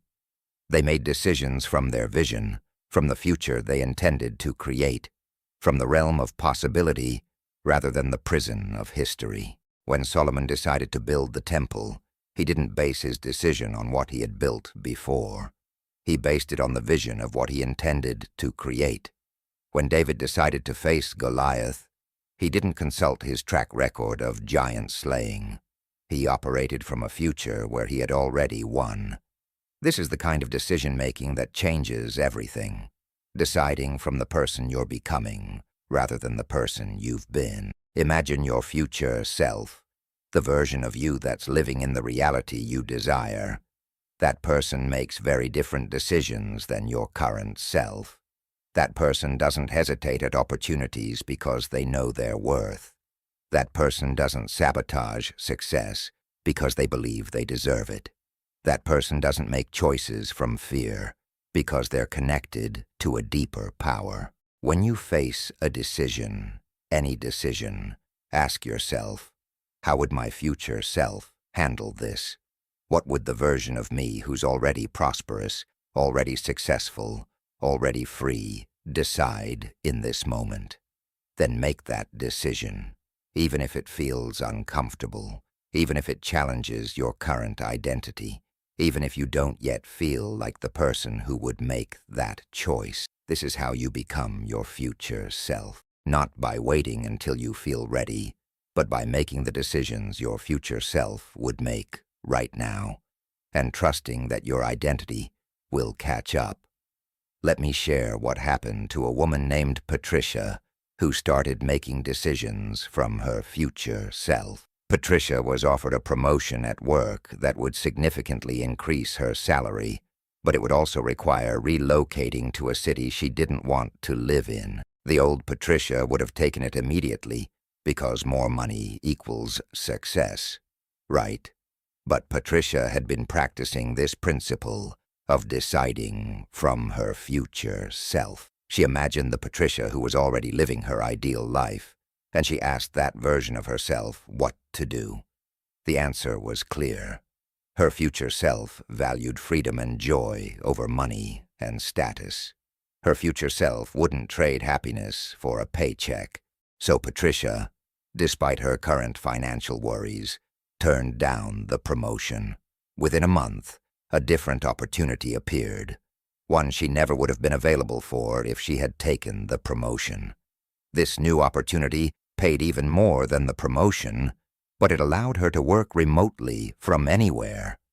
Patricia's decision to act as her future self created outcomes that her current self couldn't have imagined. This is the magic that happens when you start making decisions from possibility rather than history. Here's what most people don't understand about decision-making. Doubt is the assassin of manifestation. When you make a decision but secretly doubt whether it will work out, you're sending mixed signals into the quantum field. Part of you is broadcasting, "I'm committed to this outcome," while another part is broadcasting, "but I'm not sure it's possible." These contradictory signals create contradictory results. You manifest evidence of both your commitment and your doubt, which usually shows up as starting to see progress and then hitting obstacles that feel insurmountable. The obstacles aren't proof that your decision was wrong. They're proof that your doubt is still active. A king doesn't doubt. Not because kings are arrogant or blind to reality, but because they understand that doubt is a luxury they cannot afford. When a king makes a decision, that decision becomes law. He doesn't revisit it. He doesn't second-guess it. He doesn't entertain the possibility that it might not work. He simply executes, adjusts as needed, and trusts that his commitment will carry him through any challenge. This is the level of certainty you must cultivate when you make important decisions. Not certainty about the path, but certainty about the outcome. Let me tell you how a man named Christopher developed this kind of unshakable certainty. Christopher decided to write a book, but he had never written anything longer than a blog post. Doubt crept in constantly. Who was he to write a book? What if it was terrible? What if nobody read it? What if he failed? But Christopher had learned about the power of committed decision, so he developed a practice. Every time doubt arose, he would pause and consciously reconnect with his decision. He would feel into the reality of the book being finished, being published, being in readers' hands. He would generate the emotion of accomplishment and contribution. He wouldn't argue with the doubt or try to prove it wrong. He would simply return to his decision and the feeling of it being already complete. This practice transformed Christopher's relationship with his goal.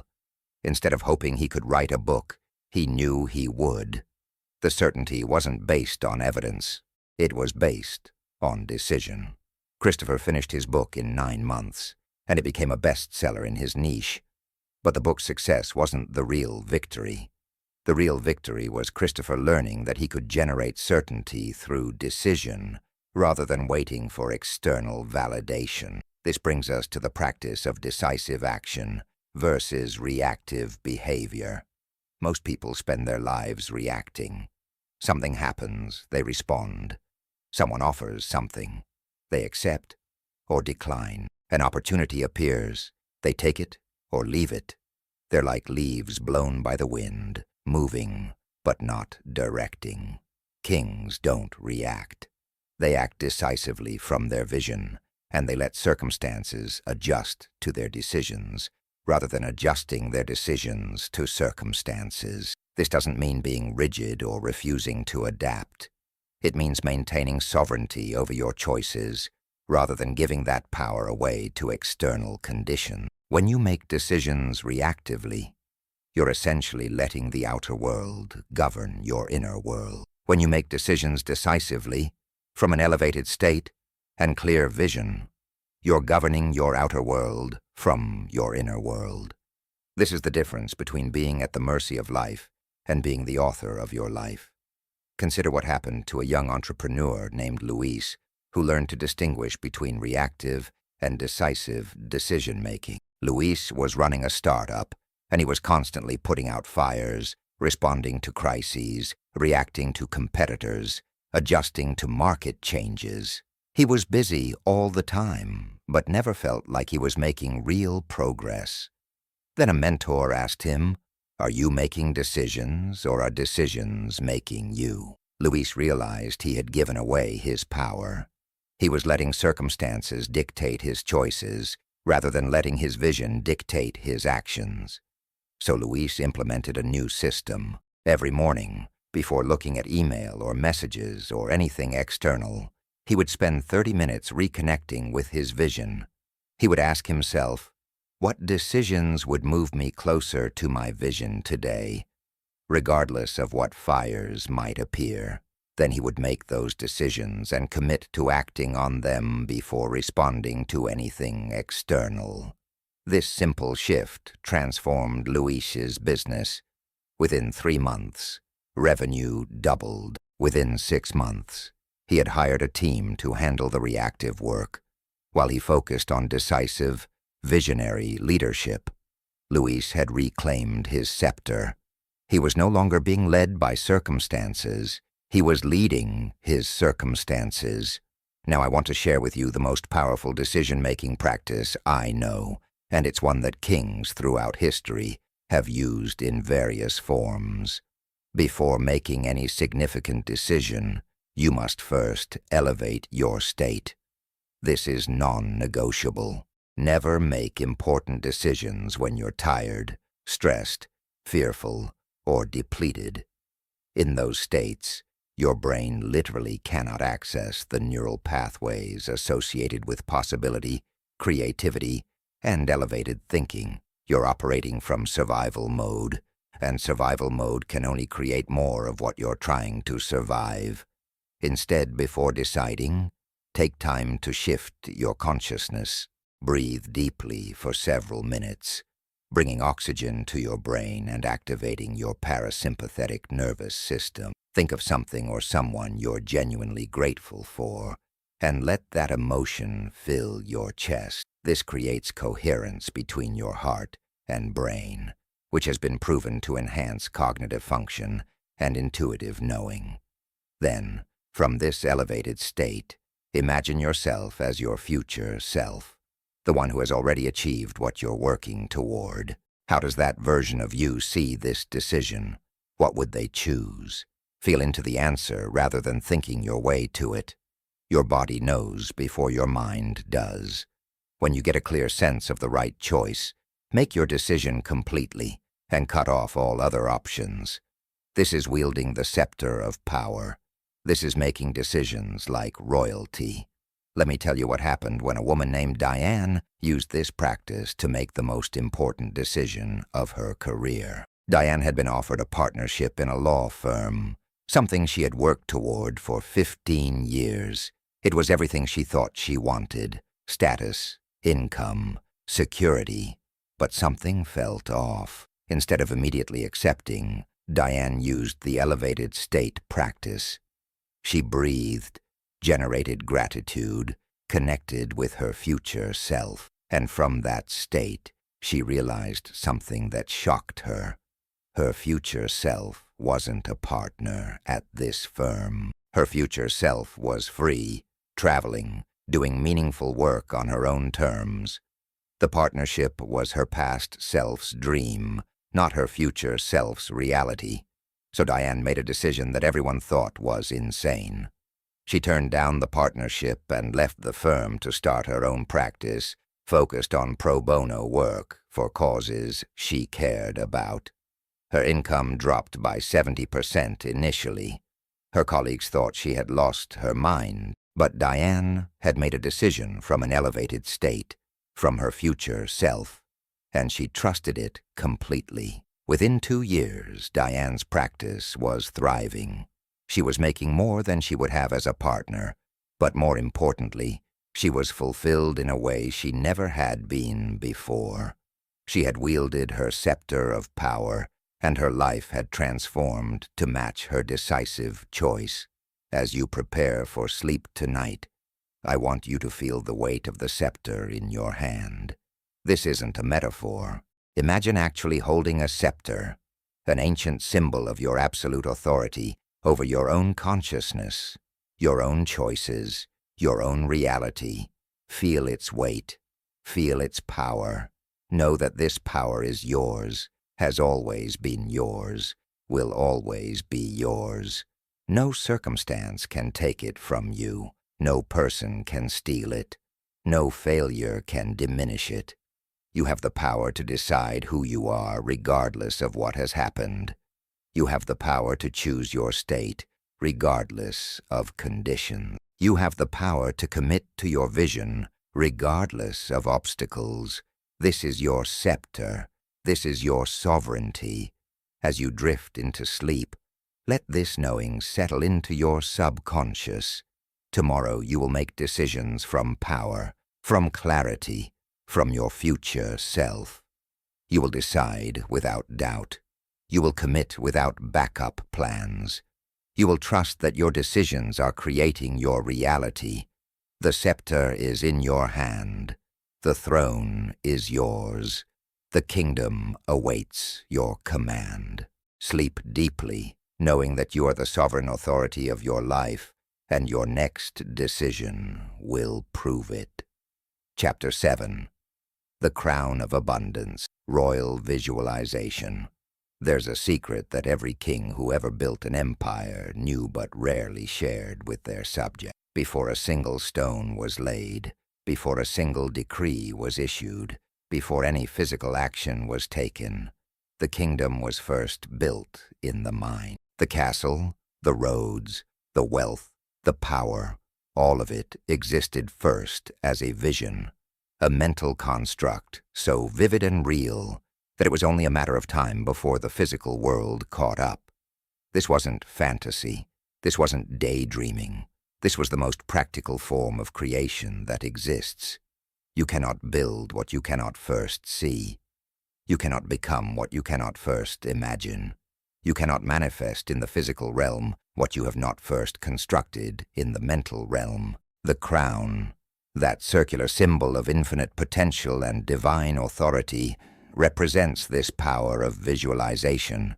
It sits on the head, the throne of consciousness, reminding the wearer that all creation begins in the mind.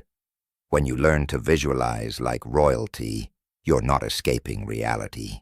You're engineering it. Let me tell you about a man named Thomas who discovered this power completely by accident and used it to transform his life in ways that still seem impossible to those who knew him before. Thomas was working a dead-end job, living paycheck to paycheck, and feeling like life was happening to him rather than for him. Then Thomas was in a car accident that left him bedridden for 3 months. Unable to work, unable to do much of anything except lie in bed, Thomas felt like his life was over. But during those 3 months, something remarkable happened. Thomas started imagining a different life, not because he believed it was possible, but because he had nothing else to do. He would close his eyes and imagine himself healthy, strong, running a successful business, living in a beautiful home, traveling the world. He would spend hours in these imagined scenarios, making them as detailed and sensory-rich as possible. He could feel the sun on his face in places he'd never been. He could smell the leather interior of a car he'd never owned. He could hear the sound of applause after a presentation he'd never given. Thomas wasn't trying to manifest anything. He was just entertaining himself during a difficult time. But when Thomas finally recovered and returned to life, something had shifted. Opportunities started appearing that hadn't been there before. A friend mentioned a business idea. A stranger offered unexpected help. A series of seemingly random events aligned in Thomas's favor. Within 2 years, Thomas was living the life he had spent 3 months imagining in bed. He was healthy, running a thriving business, living in that beautiful home, taking those trips. Thomas had accidentally done what masters do intentionally. He had built his reality in the mental realm first, and the physical realm had reorganized itself to match. This is not magic. This is neuroscience meeting quantum physics. When you visualize something vividly, your brain cannot distinguish between the imagined experience and a real one. The same neural networks fire, whether you're actually doing something or vividly imagining doing it. This is why athletes use visualization to improve performance. When a basketball player imagines making free throws, their brain is literally practicing, strengthening the neural pathways associated with successful shots. But here's where it gets even more powerful. When you combine vivid visualization with elevated emotion, you're not just training your brain. You're sending a powerful electromagnetic signal into the quantum field, the invisible matrix of infinite possibilities that surrounds and permeates everything. This field responds to your signal by collapsing probabilities into actualities that match your frequency. In other words, you're not just hoping for your visualized reality to manifest. You're literally pulling it from the field of potential into the realm of experience. Think about King Solomon building the temple. Before any physical work began, Solomon had to see it completed in his mind. He had to walk through its halls mentally, visualize the materials, imagine the ceremonies that would take place there. The more detailed his vision, the more easily his workers could execute it. But Solomon wasn't just planning architecture. He was collapsing quantum possibilities. Every time he visualized the completed temple with emotion and certainty, he was creating a magnetic pull in the field that drew resources, people, and circumstances toward the manifestation of that vision. The temple existed in consciousness before it existed in stone. This is the power available to you right now. Whatever you want to create in your life, you must first create it in your mind with such clarity and emotional intensity that it feels more real than your current circumstances. Let me share the story of a woman named Elena who used this principle to manifest prosperity in a way that defied all logical explanation. Elena was a single mother working 2 jobs and barely making ends meet. She had no savings, no prospects for advancement, and felt trapped in a cycle of survival. Then Elena learned about the power of visualization from a book someone had left at the coffee shop where she worked. At first, Elena was skeptical. How could imagining things change her actual circumstances? But Elena was desperate enough to try anything, so she began a practice. Every night before bed, she would visualize herself living prosperously, not vaguely, but specifically. She imagined walking into a bank and seeing a healthy balance in her account. She imagined the feeling of relief, of safety, of knowing she could handle any expense that arose. She imagined taking her daughter on vacation and feeling the joy of being able to say yes, instead of always saying, "We can't afford that." She imagined receiving unexpected checks in the mail. She imagined opportunities appearing from nowhere. Elena did this every single night for 20 minutes, making the visualizations as real as possible, engaging all her senses, but most importantly, feeling the emotions of already living that reality. Within 1 month, Elena's ex-husband, who had been avoiding child support for years, suddenly started paying. Within 2 months, Elena's manager quit, and Elena was promoted to a position that paid 40% more. Within 3 months, Elena won a local raffle she had entered months before and forgotten about. Within 6 months, a relative she barely knew passed away and left Elena a small inheritance. None of these events were things Elena could have planned or predicted, but each one moved her closer to the reality she had been visualizing every night. Elena had sent out a clear signal, and the universe had responded by rearranging circumstances to match that signal. Now let's talk about why most people's visualization practice doesn't work. They visualize from lack. They imagine what they want while feeling the absence of it. They picture prosperity while their dominant emotion is desperation. They visualize success while feeling like a failure. This creates a contradictory signal. The images say one thing, but the emotion says another, and emotion is always the more powerful component. Remember, the quantum field doesn't respond to your thoughts alone. It responds to your electromagnetic signature, which is created by the combination of thought and emotion. If your thoughts are elevated, but your emotions are contracted, you're broadcasting a mixed signal that results in mixed outcome. This is why visualization must be paired with the feeling of already having what you desire. Not the feeling of wanting it, not the feeling of hoping for it, the feeling of already possessing it, of already being it, of already living it. This feeling is what creates the magnetic pull that draws your vision from possibility into reality. Consider what happened to a man named Marcus, who transformed his business by changing how he visualized. Marcus had been visualizing success for years with no results. He would imagine his company growing, imagine more clients, imagine higher revenue, but nothing changed. Then Marcus learned about the importance of emotion in visualization. He realized he had been visualizing from a place of lack, always seeing success as something in the future, something he didn't have yet. So Marcus changed his approach. Instead of visualizing future success, he started visualizing as if he had already achieved it. He would close his eyes and imagine it was 1 year in the future. His company had hit all its targets, and he was looking back on the year that had just passed. From that future perspective, he would feel gratitude for how everything had unfolded. He would feel the satisfaction of achievement. He would feel the confidence of someone who had proven to themselves they could do it. This shift from visualizing what he wanted to embodying what he had already achieved changed everything.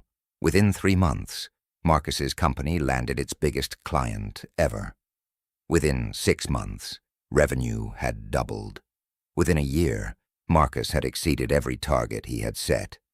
The difference wasn't the content of his visualization.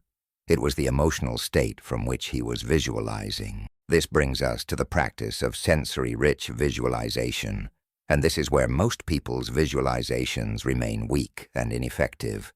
They see vague, fuzzy images without detail, without texture, without life. But your subconscious mind and the quantum field respond to specificity. The more detailed your visualization, the more real it becomes to your nervous system, and the stronger the signal you broadcast. When you visualize prosperity, don't just see a generic image of wealth. See the specific bank statement with specific numbers. Feel the texture of the paper or the screen under your fingers. See the date on the statement. Notice the details. When you visualize your ideal home, don't just see a nice house. Walk through each room. Notice the color of the walls. Feel the temperature. Hear the sounds of that space. Smell the fresh flowers on the table. Touch the fabric of the furniture. The more senses you engage, the more real it becomes to your brain. And your brain will work to make what it perceives as real, actually real. Let me tell you about a woman named Sophia, who mastered this technique and used it to manifest a life that seemed impossible, given her starting point. Sophia grew up in extreme poverty, but she had a vision of living by the ocean in a beautiful home where she could write and create art. This seemed absurdly unrealistic. Sophia had no money, no connections, no clear path to making this happen. But Sophia understood sensory-rich visualization. Every morning and every night, she would mentally transport herself to that oceanfront home. She would see the view from the window, the exact angle of the morning light hitting the water. She would hear the specific sound of the waves, the cry of seagulls. She would smell the salt air. She would feel the wooden deck beneath her bare feet. She would taste her morning coffee while watching the sunrise. She would feel the emotions of peace, fulfillment, gratitude, creative flow. Sophia did this practice daily for 2 years, never wavering, never doubting, always returning to the vivid sensory experience of her vision. During those 2 years, Sophia's outer circumstances didn't seem to change much. She was still working multiple jobs, still struggling financially. But internally, something profound was happening. Sophia was literally rewiring her brain, creating new neural pathways, broadcasting a powerful signal into the field. Then, in what seemed like sudden alignment, everything shifted. A manuscript Sophia had written years earlier caught the attention of a publisher. The book became a surprise bestseller. Within 6 months of the book's release, Sophia had enough money to buy that oceanfront home. But here's the remarkable part. When Sophia walked into the house she purchased, she recognized it. It was the exact house she had been visualizing for 2 years, down to the specific view from the window, the angle of light, the sound of the waves. She had been mentally living there before she ever physically found it. This is the power of royal visualization. You're not hoping reality will match your vision.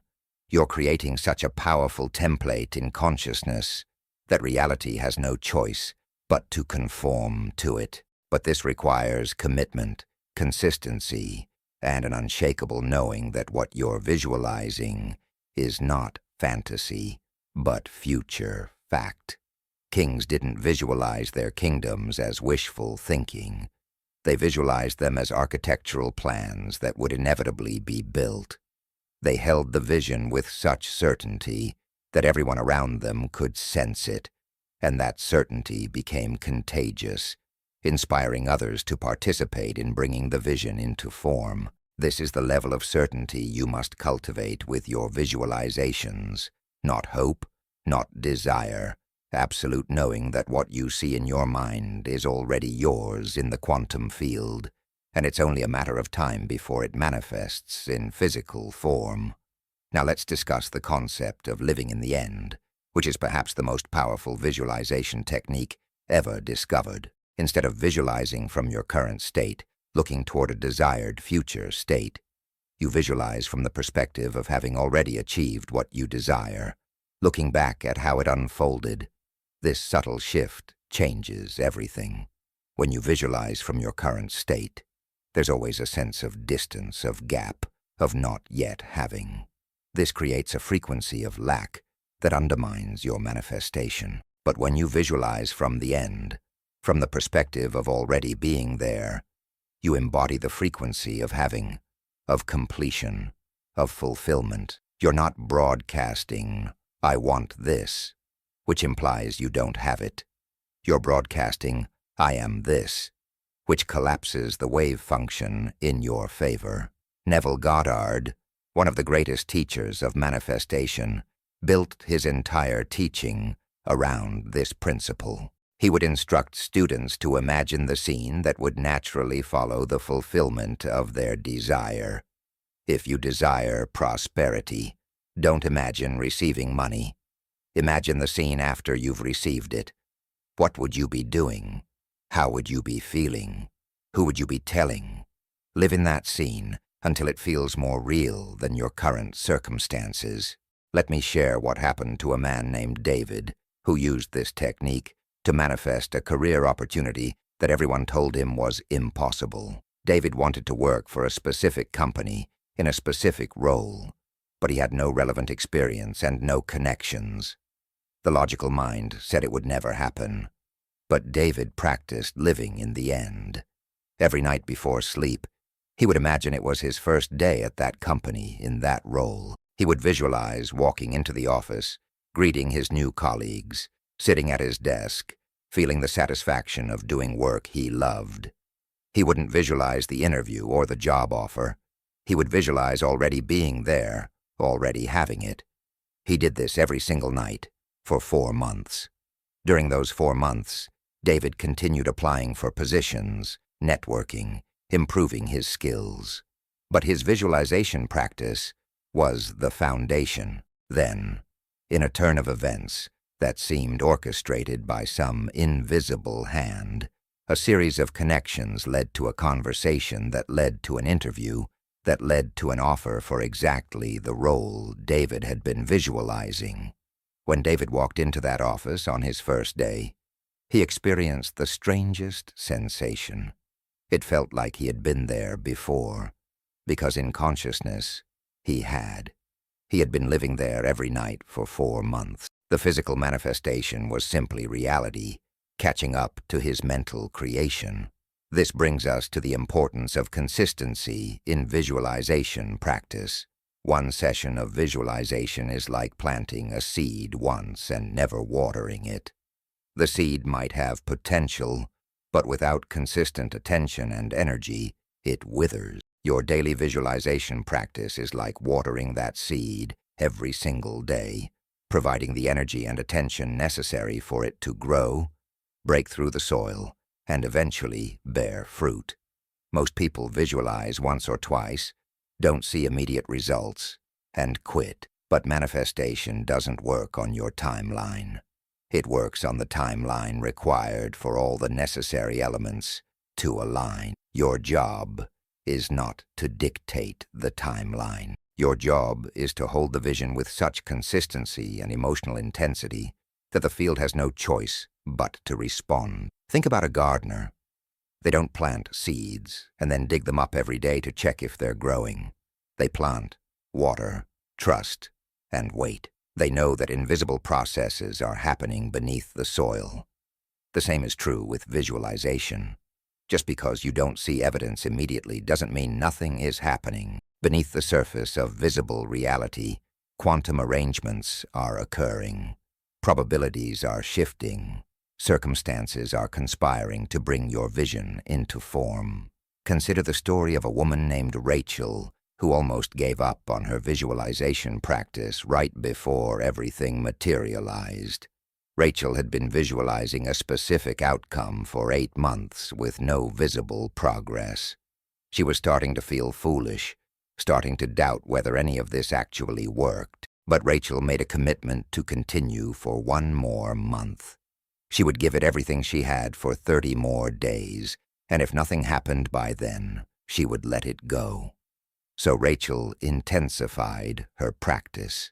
She visualized twice a day instead of once.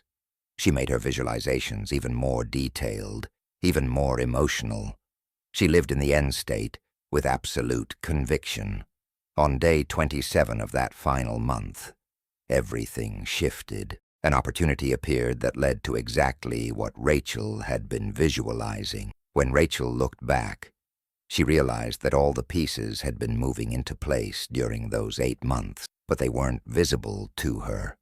Connections were being made, circumstances were being arranged, people were being positioned, all in preparation for the perfect moment of alignment. If Rachel had quit at month 7, she would have abandoned her manifestation right before it materialized. This is why consistency is crucial. You never know how close you are to breakthrough.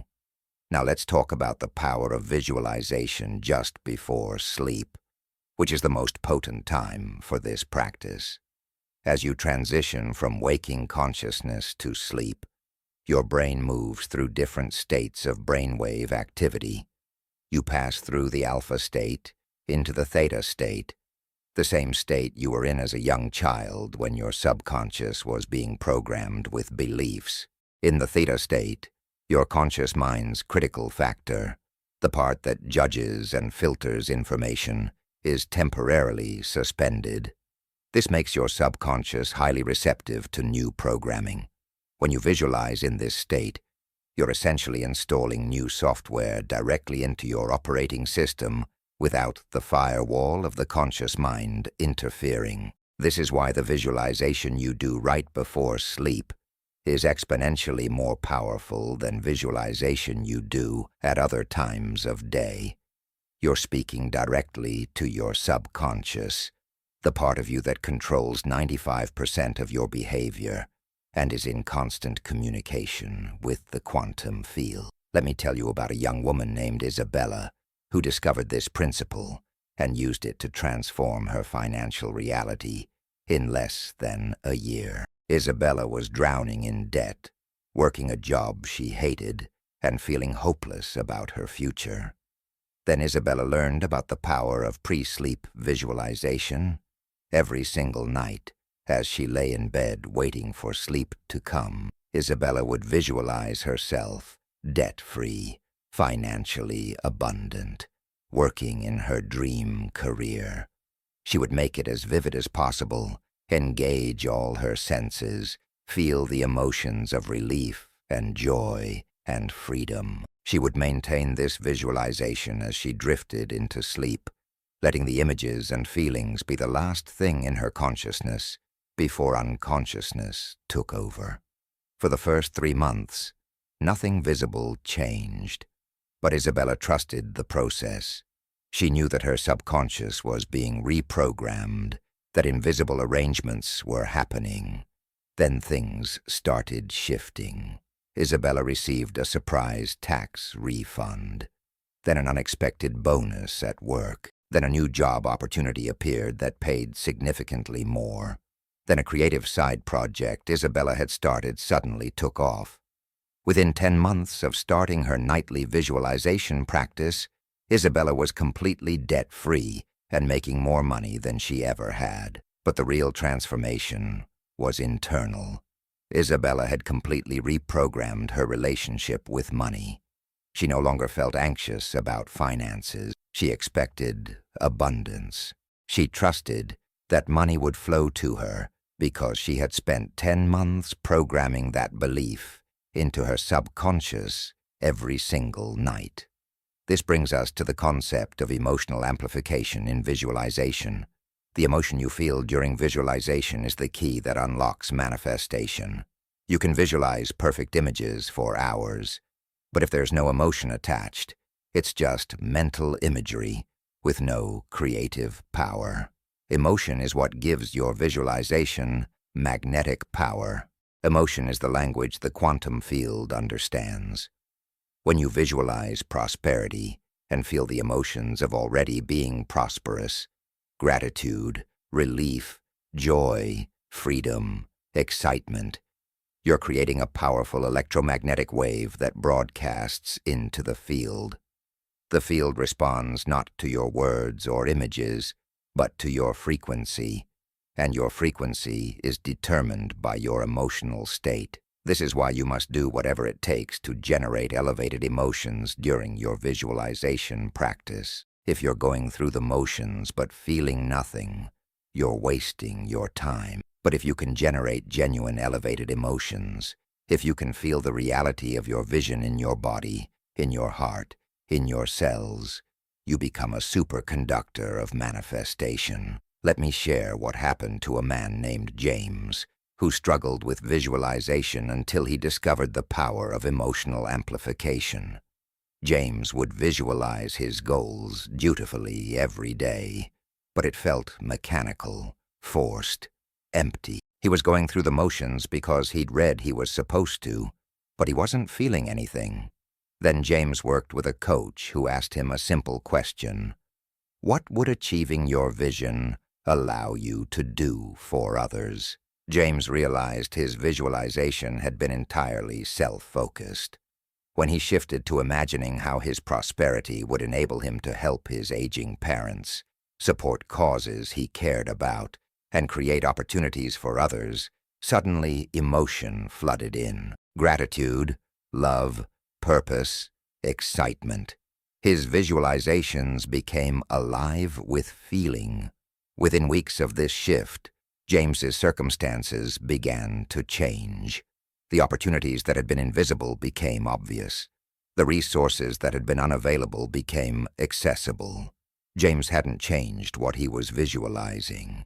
He had changed how he was feeling while visualizing it, and that emotional shift changed everything. Now I want to teach you a specific visualization practice that kings and emperors have used throughout history in various forms. This is the practice of the royal chamber, and it's designed to create a mental sanctuary where your visualizations have maximum power. Find a quiet moment, close your eyes, and imagine a magnificent chamber in your mind. This is your royal visualization chamber, a space that exists in consciousness, where you have absolute creative authority. Design this space exactly as you wish. Maybe it's a throne room with soaring ceilings and golden light. Maybe it's a garden with fountains and flowers. Maybe it's a library with ancient wisdom. Whatever resonates with you, create it in detail. This chamber is yours alone, and when you enter it mentally, you enter a state of heightened creative power. Once you've established your chamber, practice going there daily. Enter this mental space, sit on your throne or your favorite spot, and from this place of power, begin your visualizations. See your desires already fulfilled. Feel the emotions of completion. Experience the reality of your vision. This practice of having a specific mental location for visualization amplifies its power because you're creating a conditioned space. Every time you enter your royal chamber, your subconscious knows it's time to access elevated states and creative power. Over time, simply imagining yourself entering this chamber will instantly shift your consciousness into a manifestation-ready state. Let me tell you about a woman named Victoria, who created her royal chamber and used it to manifest extraordinary prosperity. Victoria imagined her chamber as a circular room with walls made of light, a throne in the center, and a massive window overlooking an infinite landscape of possibility. Every morning and every night, Victoria would mentally enter this chamber. She would sit on her throne, feel the power of her sovereignty, and from that elevated state, she would visualize her financial goals already achieved. She would see herself living abundantly, feel gratitude for the prosperity flowing to her, experience the emotions of someone who had already arrived at their desired destination. Victoria did this practice for 6 months consistently, never missing a day. During those 6 months, Victoria's outer circumstances seemed to deteriorate. She lost a major client. Her income dropped. Friends told her she was wasting time with weird visualization stuff. But Victoria never wavered. She knew something they didn't. She knew that in consciousness, in her royal chamber, she was already prosperous. The physical world just hadn't caught up yet. Then, in month 7, everything shifted. A business opportunity appeared that was 10 times bigger than anything Victoria had previously imagined. Within a year of starting her royal chamber practice, Victoria's income had increased by 400%. But Victoria knew the truth. She hadn't created this success through outer action alone. She had created it first in her royal chamber, in consciousness, and physical reality had simply manifested what she had already built in the mental realm. As you prepare for sleep tonight, I want you to enter your own royal chamber. Create it now in your mind. See it, feel it, make it real. This is your space of infinite creative power. This is where you wear the crown of abundance. As you settle into this space, begin to visualize your prosperous reality with every sense available to you. See the specific evidence of your prosperity. Hear the sounds of your successful life. Feel the textures, the temperature, the physical sensation. Smell and taste your abundant reality. But most importantly, feel the emotions of already living this reality. Feel gratitude for your prosperity. Feel joy in your freedom. Feel peace in your security. Feel excitement about your possibilities.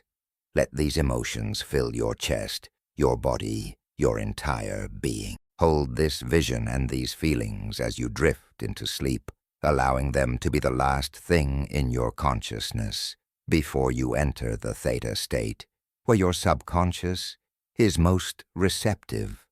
Know that tonight, as you sleep, your subconscious is being reprogrammed, quantum arrangements are being made, and reality is reorganizing itself to match the signal you're broadcasting. The crown is on your head. The vision is clear. The kingdom of prosperity is being built first in consciousness, and soon, very soon, you will see it manifest in form. Sleep deeply, dream abundantly, and wake tomorrow ready to witness the evidence of what you're creating tonight. Chapter 8. The Royal Mantle. Wearing the Identity of Prosperity. There's a profound difference between wanting prosperity and being prosperity. Most people spend their entire lives chasing abundance while radiating scarcity. They hope for wealth while embodying poverty. They desire success while wearing the identity of failure like a heavy cloak they can't seem to remove. But kings understood something that changes everything. You don't become prosperous and then start acting like royalty. You start acting like royalty, and then prosperity has no choice but to follow. The mantle, that royal garment draped over the shoulders of kings, represents the visible embodiment of invisible identity. When a king wore his mantle, everyone could see his authority. But the mantle didn't make him a king. It simply revealed what he already was. When you put on the mantle of prosperity, when you embody abundance in every word, every gesture, every choice, you're not pretending. You're revealing the truth of who you are beneath the false identity you've been wearing. You're aligning your external expression with your internal essence. Let me tell you about a woman named Caroline who discovered this principle in the most unexpected way and used it to completely transform her financial reality. Caroline had been struggling with money for years, working multiple jobs, constantly stressed about bills, wearing clothes that were worn and outdated because she couldn't justify spending money on herself. One day, Caroline's friend invited her to an upscale charity event. Caroline almost didn't go because she felt she didn't belong, didn't have the right clothes, wouldn't fit in with wealthy people. But her friend convinced her, and Caroline borrowed a beautiful dress, did her hair and makeup carefully, and walked into that event feeling terrified. But something remarkable happened. As Caroline moved through the evening, speaking with successful business owners and philanthropists, she noticed something. When she was dressed well, when she carried herself with dignity, when she spoke with confidence, people responded differently. They took her seriously. They asked about her work. They offered connections and opportunities. Caroline realized that for years she had been broadcasting scarcity through every aspect of her appearance and behavior, and the world had simply been responding to that signal. That night, Caroline made a decision. She would start embodying prosperity now, not after she had money, but as the path to having money. She invested in a few quality pieces of clothing that made her feel confident. She changed her posture, standing tall instead of hunched. She changed her language, speaking about possibilities instead of limitations. She changed her environment, cleaning and organizing her small apartment to feel like a sanctuary rather than a prison. These seemed like superficial changes, but they weren't. They were Caroline telling the universe, through every available channel, I am prosperous. Within 3 months, Caroline received a job offer that doubled her income. Within 6 months, she had started a side business that took off immediately. Within a year, Caroline's life was unrecognizable. But the transformation hadn't started with the money. It had started with the decision to wear the mantle of prosperity before the evidence appeared. This is the power of embodiment, and it's rooted in deep neuroscience. Your brain is constantly scanning your environment and your own behavior for information about who you are. When your external reality consistently reflects scarcity, your brain accepts that as identity and creates thoughts, emotions, and behaviors that match. But when you deliberately change your external expression to reflect prosperity, something remarkable happens. Your brain begins to question its old identity. It starts to create new neural pathways that support this new way of being. Your reticular activating system, the part of your brain that filters what you notice and what you ignore, begins to show you opportunities that were always there but invisible to your previous identity. Most importantly, you begin to broadcast a different frequency through your behavior, and the quantum field responds to that frequency by bringing you experiences that match it. This isn't manipulation. This isn't fake it till you make it. This is understanding that your external behavior shapes your internal identity just as much as your internal identity shapes your external behavior. When you consciously choose to embody prosperity, you're not lying. You're leading yourself into your true nature. Think about how kings conducted themselves. They didn't wait until they felt powerful to sit up straight, speak clearly, and make decisive gestures. Their posture, their voice, their movements all communicated their authority, and that external embodiment reinforced their internal sense of sovereignty. Studies show that simply changing your body language changes your hormone levels. When you stand in a power pose for 2 minutes, your testosterone increases and your cortisol decreases. Your body is literally creating the biochemistry of confidence and power because of how you're holding yourself. When you slouch, avoid eye contact, and make yourself small, your body creates the biochemistry of defeat and submission. Your external expression isn't just a reflection of your internal state. It's actively creating your internal state.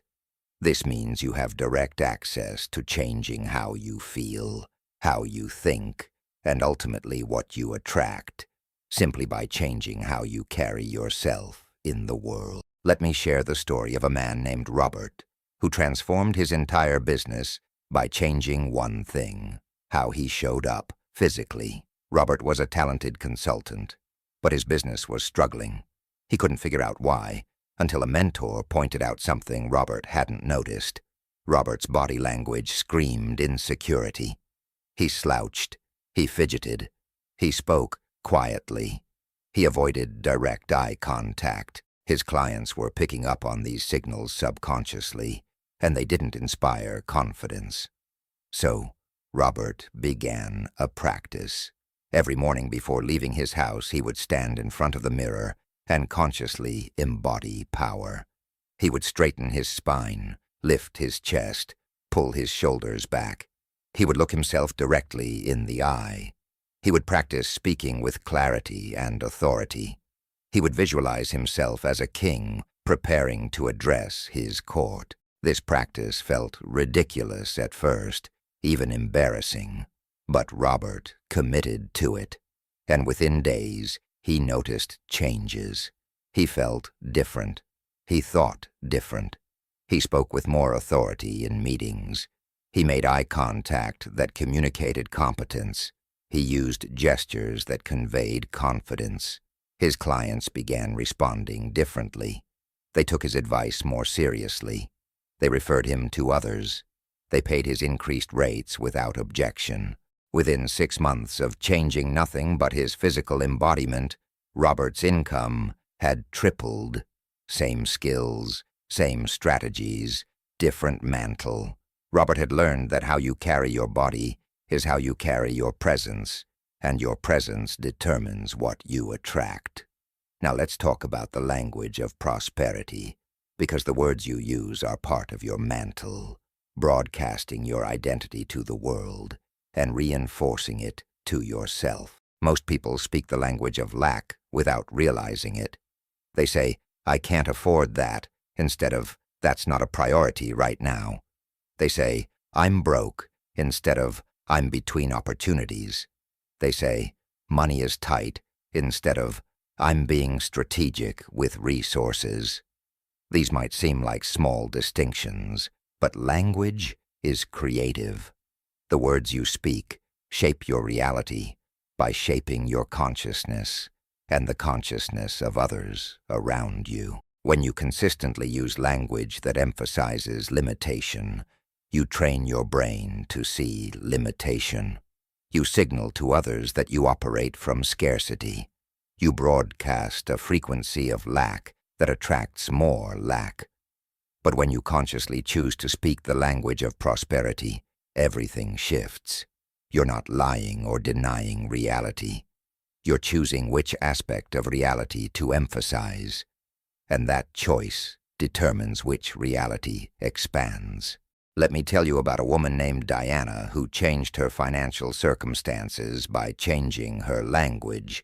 Diana had a habit of constantly talking about how expensive things were, how little money she had, how hard it was to make ends meet. She thought she was just being realistic, just stating facts. But a friend challenged her to try an experiment. For 30 days, Diana would only speak about money in positive, abundant terms. No complaints about prices, no statements of lack, no language that reinforced scarcity.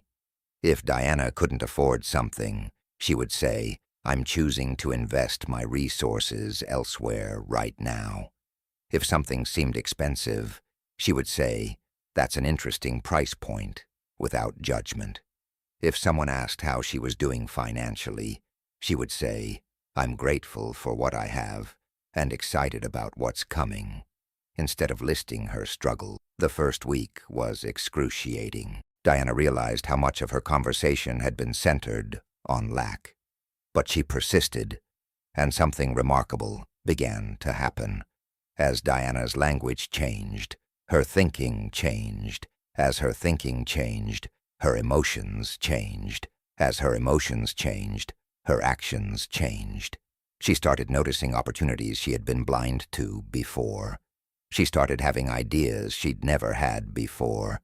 She started attracting people and circumstances that matched her new frequency. By the end of the 30 days, Diana had received an unexpected windfall, landed 2 new clients, and felt wealthier, even though her actual bank balance hadn't changed dramatically yet. Diana had put on the mantle of prosperity through language, and reality was beginning to catch up. This brings us to the concept of environmental alignment, which is a crucial but often overlooked aspect of wearing the mantle. Your environment is constantly communicating messages to your subconscious about who you are and what you deserve. If you live in chaos and clutter, you're broadcasting chaos and receiving chaos. If you live in poverty consciousness spaces, you're reinforcing poverty consciousness. Kings understood this intuitively. They created environments that reflected their power, their wealth, their status, not out of vanity, but out of understanding that environment shapes identity. You don't need wealth to create an environment of prosperity. You need consciousness. You need to look at your space and ask, does this reflect who I'm becoming or who I've been? Does this environment elevate my frequency or lower it? Does this space support my vision or contradict it? Then you make changes, often small changes that cost nothing but attention and care, that shift the message your environment is sending. Consider what happened to a man named Frank who was struggling to manifest prosperity until he transformed his environment. Frank lived in a small apartment that was cluttered, dirty, and depressing.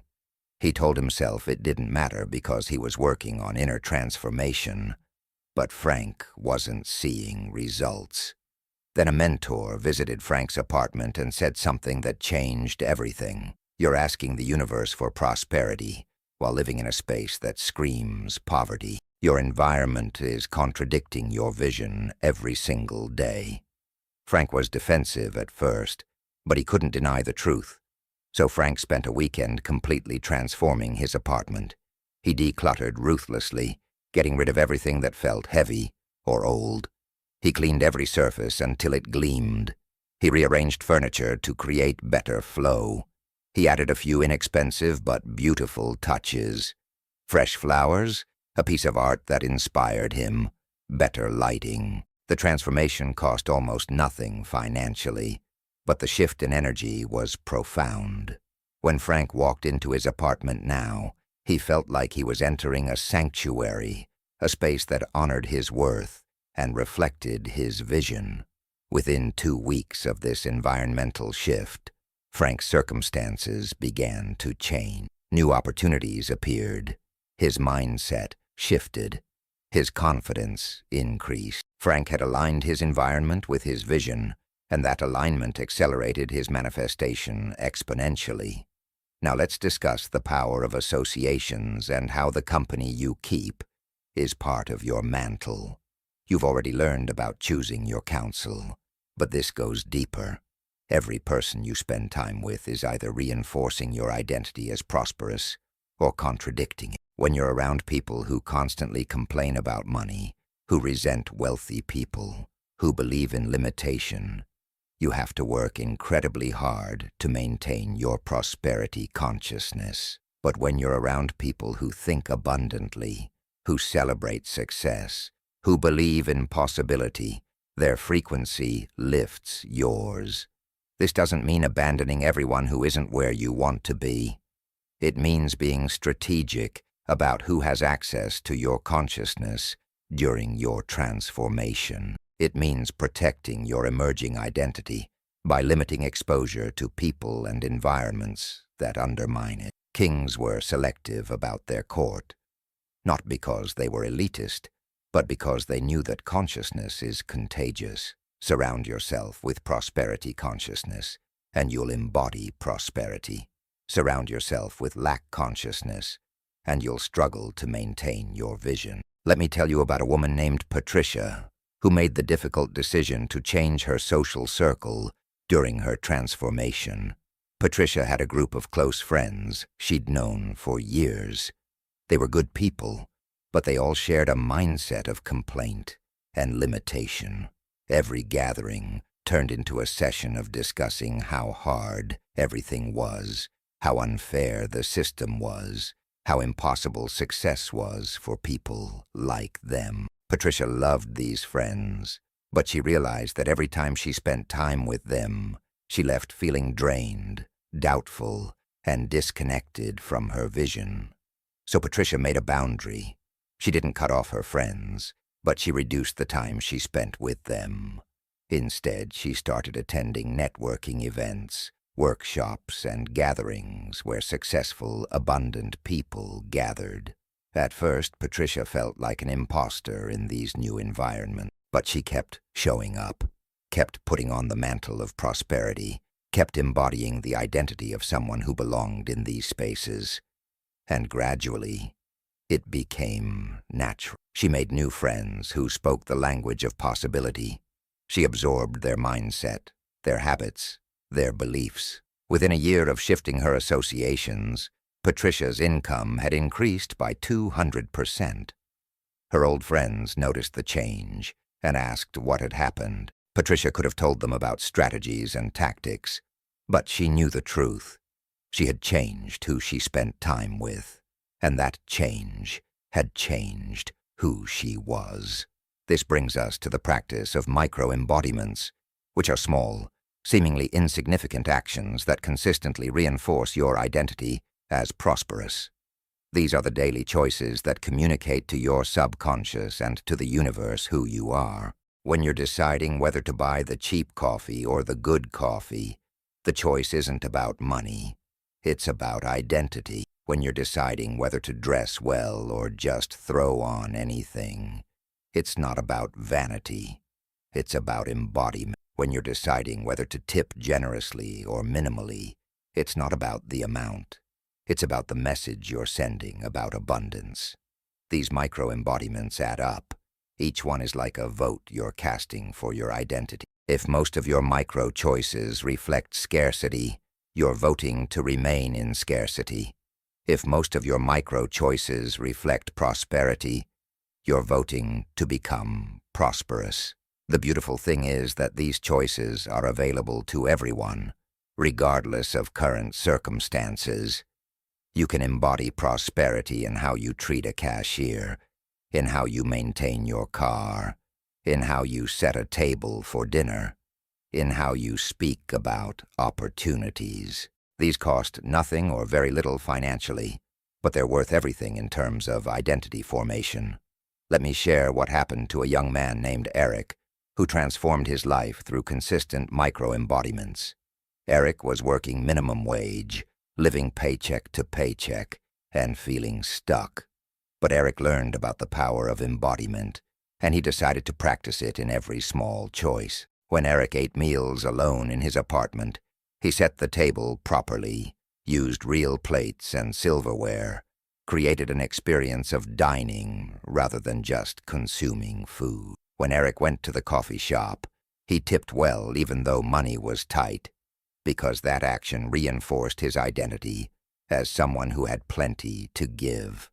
When Eric walked down the street, he carried himself like he owned the place, shoulders back, head up, eyes forward. When Eric spoke to people, he gave them his full attention, treating every interaction as important. None of these actions cost significant money, but each one was a declaration.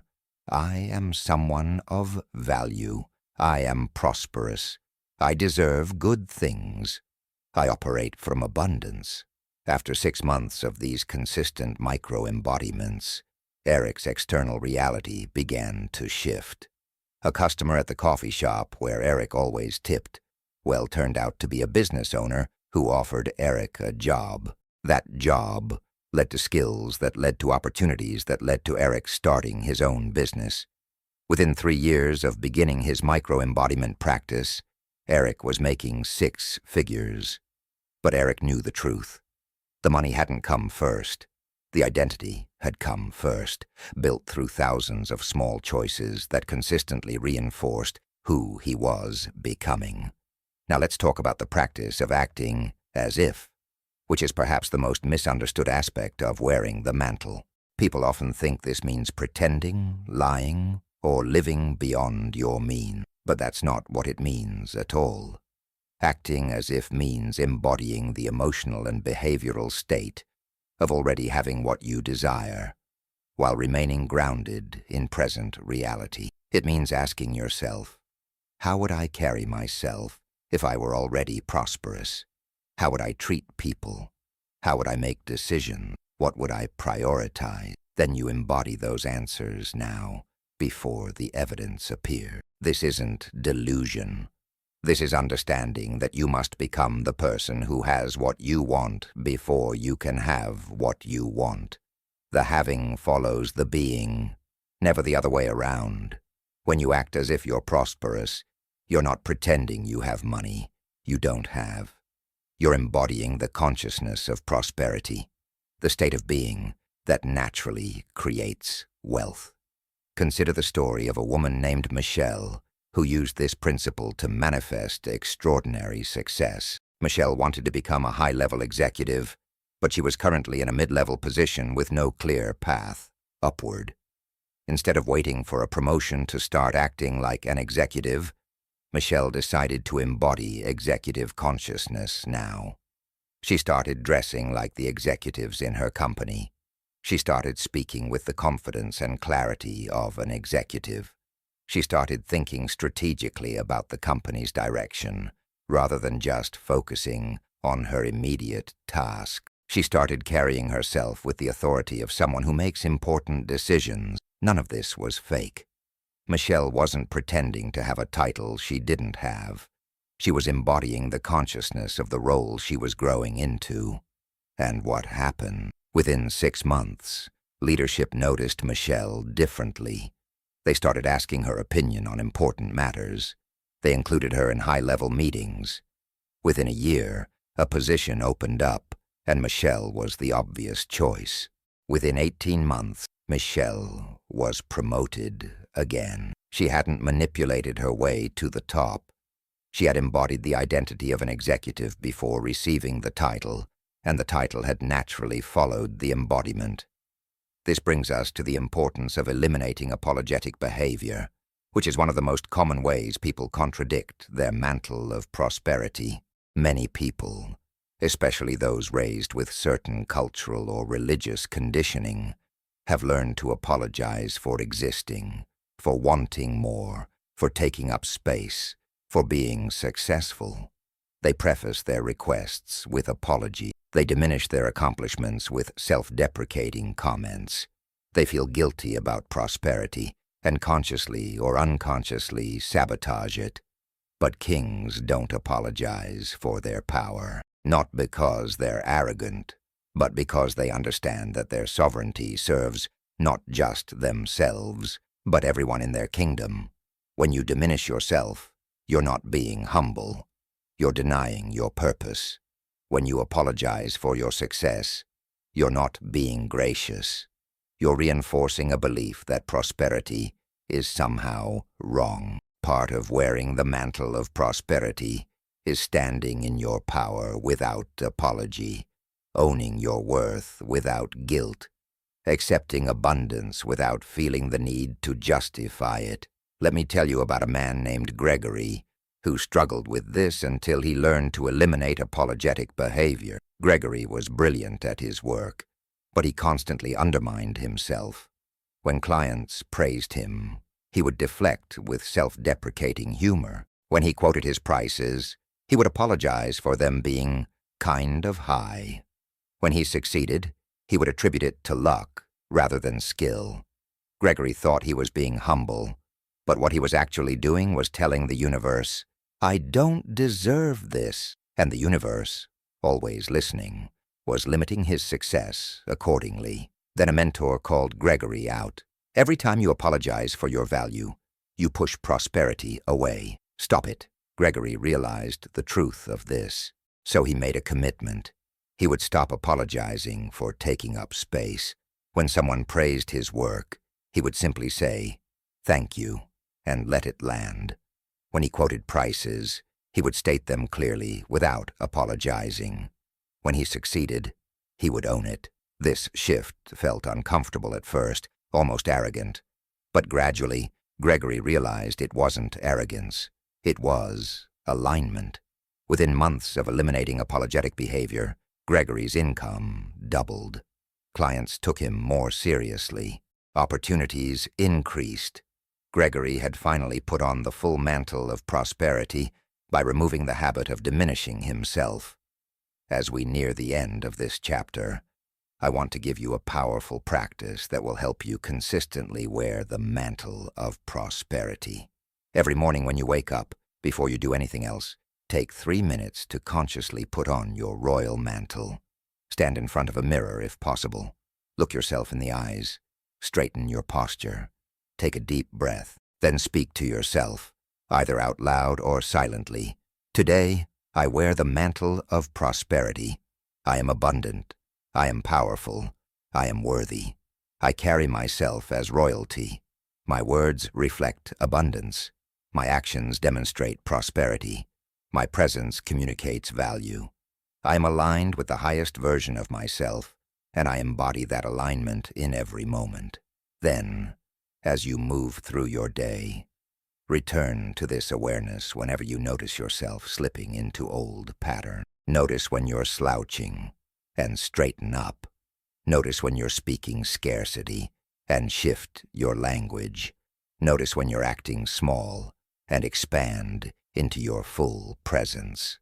This consistent practice of putting on and maintaining your mantle throughout the day will reprogram your nervous system, shift your frequency, and accelerate your manifestation dramatically. Let me share one final story about a woman named Helen who used this practice to transform from homeless to highly successful in less than 2 years. Helen had lost everything in a series of unfortunate events and found herself living in her car.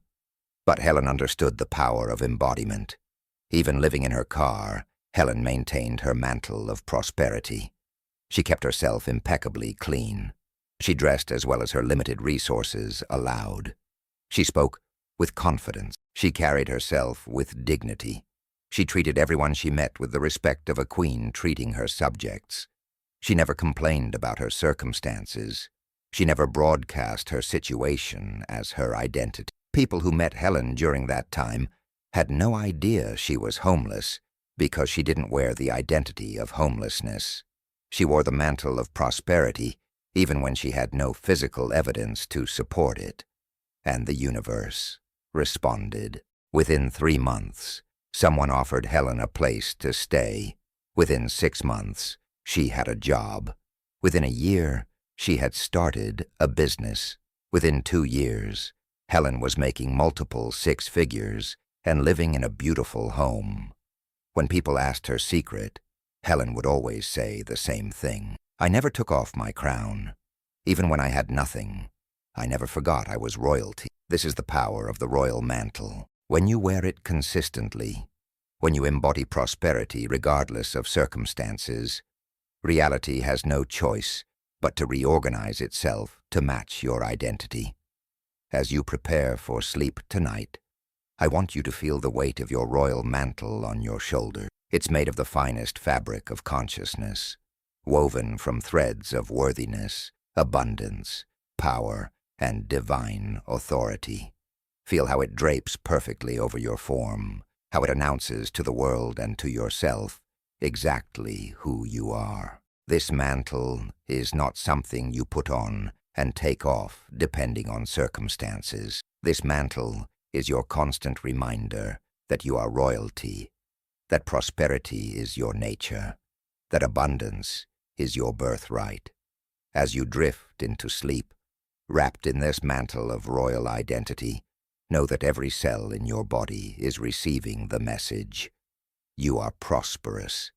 Your subconscious is recording this identity. The quantum field is responding to this frequency. Tomorrow when you wake, you will rise as royalty, wear your mantle with pride, and move through the world embodying the prosperity that is already yours. The mantle is yours. The identity is yours. The prosperity is already manifesting.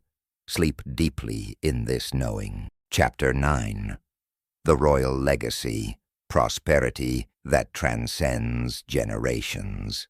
There's a question that separates those who merely accumulate money from those who create true wealth. What will remain after you're gone? Kings understood that their reign was temporary, but their legacy could be eternal. They didn't build for themselves alone. They built for generations they would never meet, creating systems and structures that would outlive their physical presence by centuries. This wasn't ego. This was wisdom. This was understanding that prosperity isn't just about having enough for your lifetime. It's about creating a foundation so strong, a consciousness so elevated, a system so sustainable that abundance continues to flow long after you've departed. When you shift from thinking about money to thinking about legacy, everything changes. Your decisions become more intentional. Your vision expands beyond immediate gratification to long-term impact. Your relationship with prosperity transforms from consumption to stewardship. This is the difference between being rich and being wealthy. Rich is a temporary state. Wealthy is a permanent consciousness that creates abundance across time. Let me tell you about a man named William who discovered this principle when he was dying. William had spent his entire life accumulating wealth. He had millions in the bank, properties, investments, everything that society defines as success. But as William lay in his hospital bed, knowing his time was limited, he realized something that shattered him. He had built nothing of lasting value. His children were financially dependent on him, but had no idea how to create wealth themselves. His community hadn't been enriched by his presence. His wealth would be divided and spent and forgotten within a generation. William had been rich, but he hadn't created wealth. In those final months, William made a decision. He couldn't change the past, but he could shape the future. He gathered his family, and instead of just leaving them money, he left them education. He taught them the principles of prosperity consciousness. He shared the beliefs that had allowed him to create wealth. He helped them understand that money without consciousness is just temporary possession. But consciousness with money is generational transformation. William also established a foundation that would continue his values long after he was gone. When William died, he left behind something far more valuable than his bank account. He left a legacy of consciousness that would ripple through generations. This is what legacy thinking does. It forces you to ask, am I teaching my children to earn money or to create wealth? Am I showing them dependency or sovereignty? Am I modeling scarcity consciousness disguised as financial security? Or am I demonstrating true prosperity consciousness? The greatest inheritance you can leave anyone isn't money. It's the consciousness that creates money. It's the beliefs, the mindset, the elevated emotional state, the decision-making capacity, the understanding of universal principles that allow prosperity to flow naturally. When you give someone money without teaching them the consciousness that created it, you're setting them up for eventual loss. But when you instill prosperity consciousness, you're giving them the ability to create unlimited wealth throughout their lifetime and pass that same capacity to their children. This is how royal families maintained wealth for generations. It wasn't just the money they passed down. It was the identity, the education, the consciousness of sovereignty that came with the title. Consider what happened to a woman named Margaret, who learned this lesson by watching her family dynamic. Margaret came from a wealthy family, but she noticed a disturbing pattern. Every generation, the wealth diminished. Her grandparents had built an empire. Her parents had maintained it, but not grown it. Her siblings were spending it without replacing it. Margaret realized that wealth had been passed down, but prosperity consciousness hadn't. The family had money, but they thought like consumers, not creators. They felt entitled to wealth rather than responsible for generating it. So Margaret made a different choice.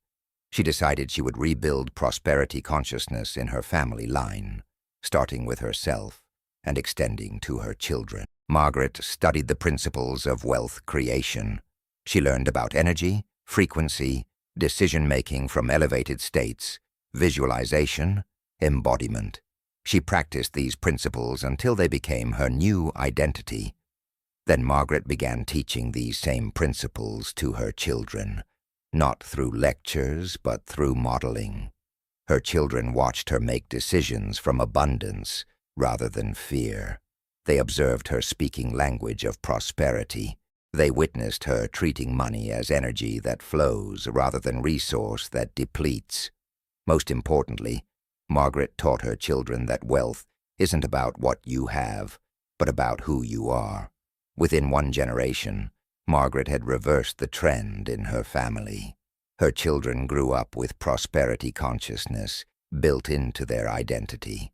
They didn't just inherit money from Margaret. They inherited the capacity to create unlimited money. This is legacy. Now let's talk about the difference between ownership mindset and stewardship mindset, because this distinction is crucial for creating generational wealth. Most people approach prosperity with ownership mindset. They believe wealth is something they possess, something they own, something that belongs to them exclusively. This creates anxiety, protectiveness, and ultimately limitation. When you believe you own your wealth, you live in constant fear of losing it. You make decisions from protection rather than expansion. You hoard rather than circulate. But kings understood stewardship mindset. They saw themselves not as owners of wealth, but as stewards of it. The kingdom's resources weren't theirs to consume. They were theirs to manage, multiply, and pass on. This subtle shift in identity changes everything. When you're a steward, rather than an owner, you think long-term. You make decisions that benefit not just yourself, but those who will come after you. You understand that your role is to increase what's been entrusted to you and deliver it to the next generation in better condition than you received it. This is the consciousness that creates lasting wealth. Let me share the story of a man named David who transformed his relationship with money by shifting from ownership to stewardship. David had always been protective of his money, keeping it in safe investments, rarely spending, constantly worried about losing what he had. This protectiveness created a frequency of scarcity that actually limited his ability to attract more. Then David learned about stewardship consciousness. He realized he had been treating money like a possession to be guarded rather than a resource to be stewarded. So David began asking different questions. Instead of, "How can I protect what's mine?" he asked, "How can I best steward what's been entrusted to me?" Instead of, "What if I lose this?" he asked, "How can I multiply this for the benefit of many?" This shift opened everything up.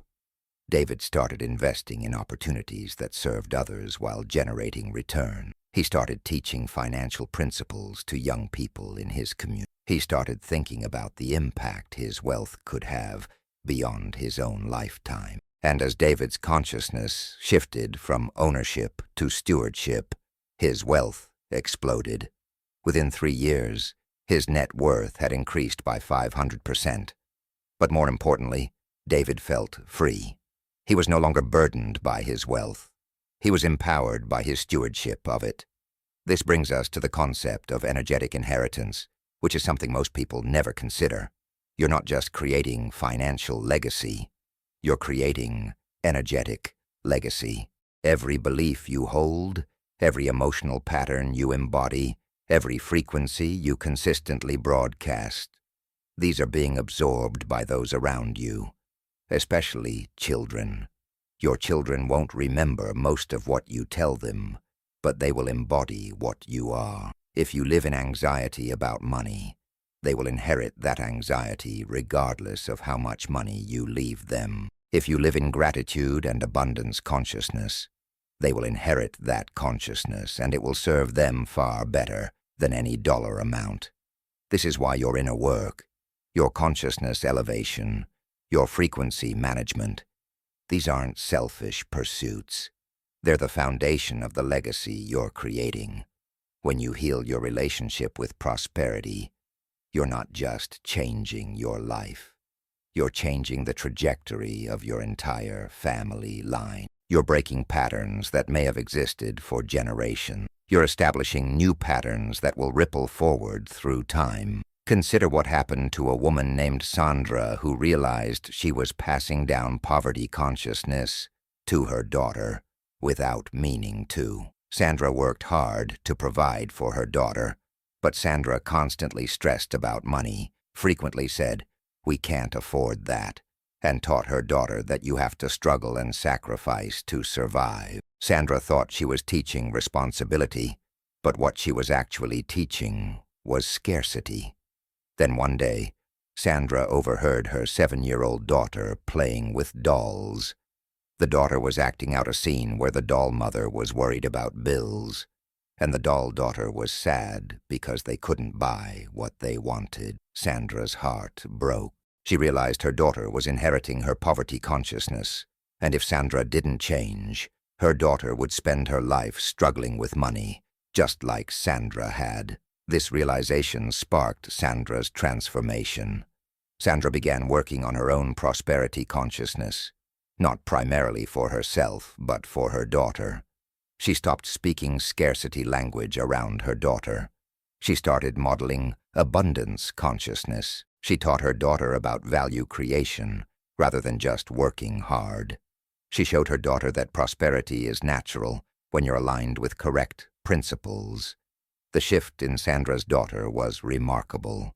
Within a year, the little girl went from believing we don't have enough to believing we can create anything we need. Sandra was creating energetic inheritance that would serve her daughter for life and would ripple down to grandchildren Sandra would never meet. Now let's discuss the importance of teaching rather than telling, which is essential for passing down prosperity consciousness. Most people try to transfer wealth wisdom through lectures, advice, instructions, but consciousness isn't caught through words. It's caught through modeling, through experience, through embodied demonstration. Kings didn't just tell their heirs how to rule. They brought them into the process, let them observe, gave them increasing responsibility, allowed them to learn through doing. If you want to pass down prosperity consciousness, you must create opportunities for those you love to experience it, practice it, embody it themselves. This means involving your children in financial decisions appropriate to their age. This means letting them see you make choices from abundance rather than fear. This means creating experiences where they practice generating value and receiving compensation. This means allowing them to make mistakes with money in low-stakes situations, so they learn the lessons without devastating consequences later. Let me tell you about a man named Richard who taught his children prosperity consciousness through experience rather than lecture. Richard was wealthy, but he never just gave his children money. Instead, he created situations where they could earn it by creating value. When his daughter wanted a new bike, Richard didn't buy it for her. He helped her start a small business selling lemonade and baked goods, teaching her about value creation, customer service, profit margins. When his son wanted an expensive video game, Richard didn't hand over the money. He hired his son to help with a project, teaching him about exchanging value for compensation. But Richard also modeled abundance. When his children watched him tip servers generously, donate to causes, invest in opportunities, he was teaching them that money flows when you treat it as energy rather than scarce resource. When his children saw him make decisions from possibility rather than fear, they absorbed that consciousness. By the time Richard's children were teenagers, they had internalized prosperity consciousness. They didn't feel entitled to money. They felt capable of creating it. They didn't fear scarcity. They expected abundance. Richard had given them something far more valuable than a trust fund. He had given them the consciousness that could create unlimited trust funds throughout their lives. This brings us to the principle of legacy planning, which goes far beyond traditional estate planning. Estate planning asks, how will my assets be distributed when I die? Legacy planning asks, what impact will my life have after I'm gone? Estate planning is about money. Legacy planning is about meaning. When you think in terms of legacy, you start making different choices now. You invest in things that outlast you. You create systems that continue generating value beyond your involvement. You build relationships that carry your wisdom forward. You document your knowledge so it can benefit those who come after. You establish foundations, whether literal nonprofit foundations or metaphorical foundations of principles and practices that continue your work long after you've departed. This kind of thinking transforms how you live today. Every decision becomes an investment in eternity. Every action becomes a seed planted for future harvest. Every relationship becomes an opportunity to pass forward what you've learned. Consider the story of a woman named Elizabeth, who began legacy planning at age 35, which most people thought was ridiculously premature. But Elizabeth understood something profound. Legacy isn't created at the end of life. It's created throughout life. So Elizabeth started asking herself questions. What do I want to be remembered for? What principles do I want to pass down? What impact do I want my prosperity to have beyond my personal comfort? These questions guided Elizabeth's decisions. She didn't just build a business for profit. She built a business that solved meaningful problems and could continue operating without her. She didn't just accumulate wealth. She created systems for that wealth to continue blessing others after she was gone. She didn't just raise her children. She instilled in them a consciousness of contribution and service. She documented her journey, her lessons, her principles in writing, so that her wisdom could impact people she would never personally meet.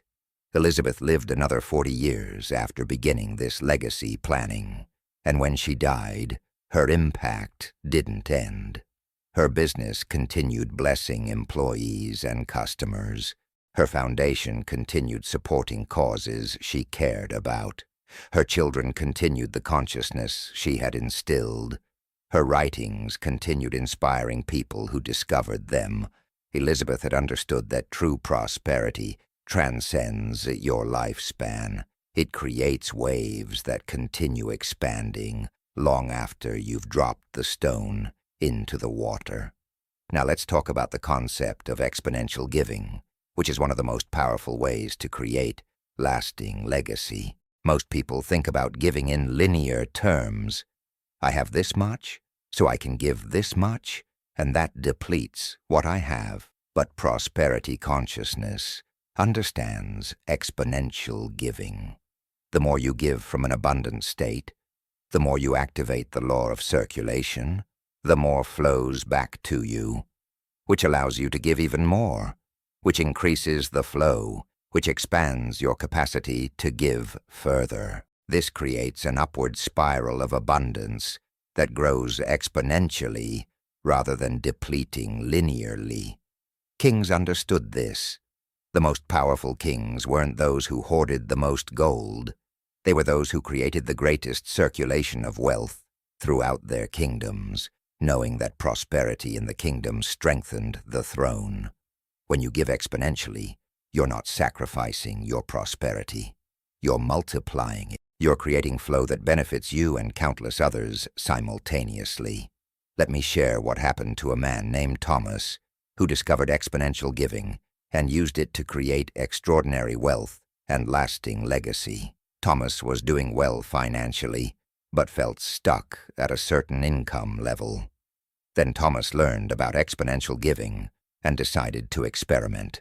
He committed to giving 10% of his income to causes and people he believed in, not from obligation, but from genuine desire to bless others. At first, this felt scary. Thomas wasn't sure he could afford to give that much. But Thomas understood he was testing a principle, so he committed fully. Within the first month of exponential giving, Thomas received an unexpected bonus at work that exceeded what he had given away. Within 3 months, a new income stream appeared that he hadn't planned for. Within 6 months, Thomas's income had increased by 30%, which meant his 10% giving had also increased, which created more flow, which opened more opportunity. Thomas kept increasing his giving as his income increased, and the spiral continued upward. Within 3 years, Thomas was giving away more money annually than he used to earn annually, yet he was more prosperous than ever before. But the real legacy Thomas created wasn't the money. It was the lives he impacted through his giving, the ripple effects of his generosity that would continue expanding long after he was gone. Thomas had learned that you can't outgive the universe. The more you give from abundance consciousness, the more abundantly the universe gives back to you. This brings us to the importance of values-based wealth, which is essential for creating legacy that matters. Money without values is just numbers in an account. Money aligned with values is power for transformation. When you build wealth in alignment with your deepest values, when your prosperity serves purposes beyond personal comfort, you create meaning that transcends the material. This is what gives legacy its lasting power. People won't remember how much money you had. They'll remember what you did with it, what you stood for, what you made possible through your stewardship of resources. This is why defining your values and aligning your wealth with those values is one of the most important things you can do. What do you care about deeply? What impact do you want to have? What problems do you want to solve? What beauty do you want to create? What knowledge do you want to preserve? What people do you want to bless?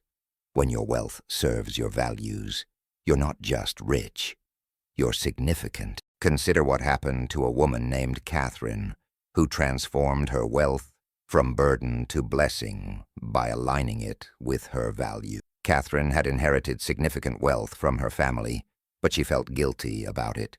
She knew people who struggled while she had plenty, and this created internal conflict. Catherine tried to ignore her wealth, tried to downplay it, but the guilt remained. Then Catherine worked with the advisor, who asked her a powerful question. What if your wealth isn't something to feel guilty about, but something to be grateful for and steward wisely? What if instead of being uncomfortable with having resources, you became intentional about what those resources can do? This question changed everything for Catherine. She identified her core value: education, environmental conservation, and supporting women entrepreneurs. Then she aligned her wealth with those values. She funded scholarships. She invested in sustainable businesses. She created an incubator for women-owned startups. Suddenly, Catherine's wealth had meaning. It wasn't just money sitting in accounts making her feel guilty. It was a tool for transformation aligned with her deepest values. The guilt disappeared, replaced by purpose. Catherine had created a legacy that would continue impacting lives long after she was gone, all because she had aligned her prosperity with her values. Now let's discuss the practice of conscious capitalism, which is how you create wealth that serves while it grows. Traditional capitalism often operates from a zero-sum mentality. For me to win, someone else must lose.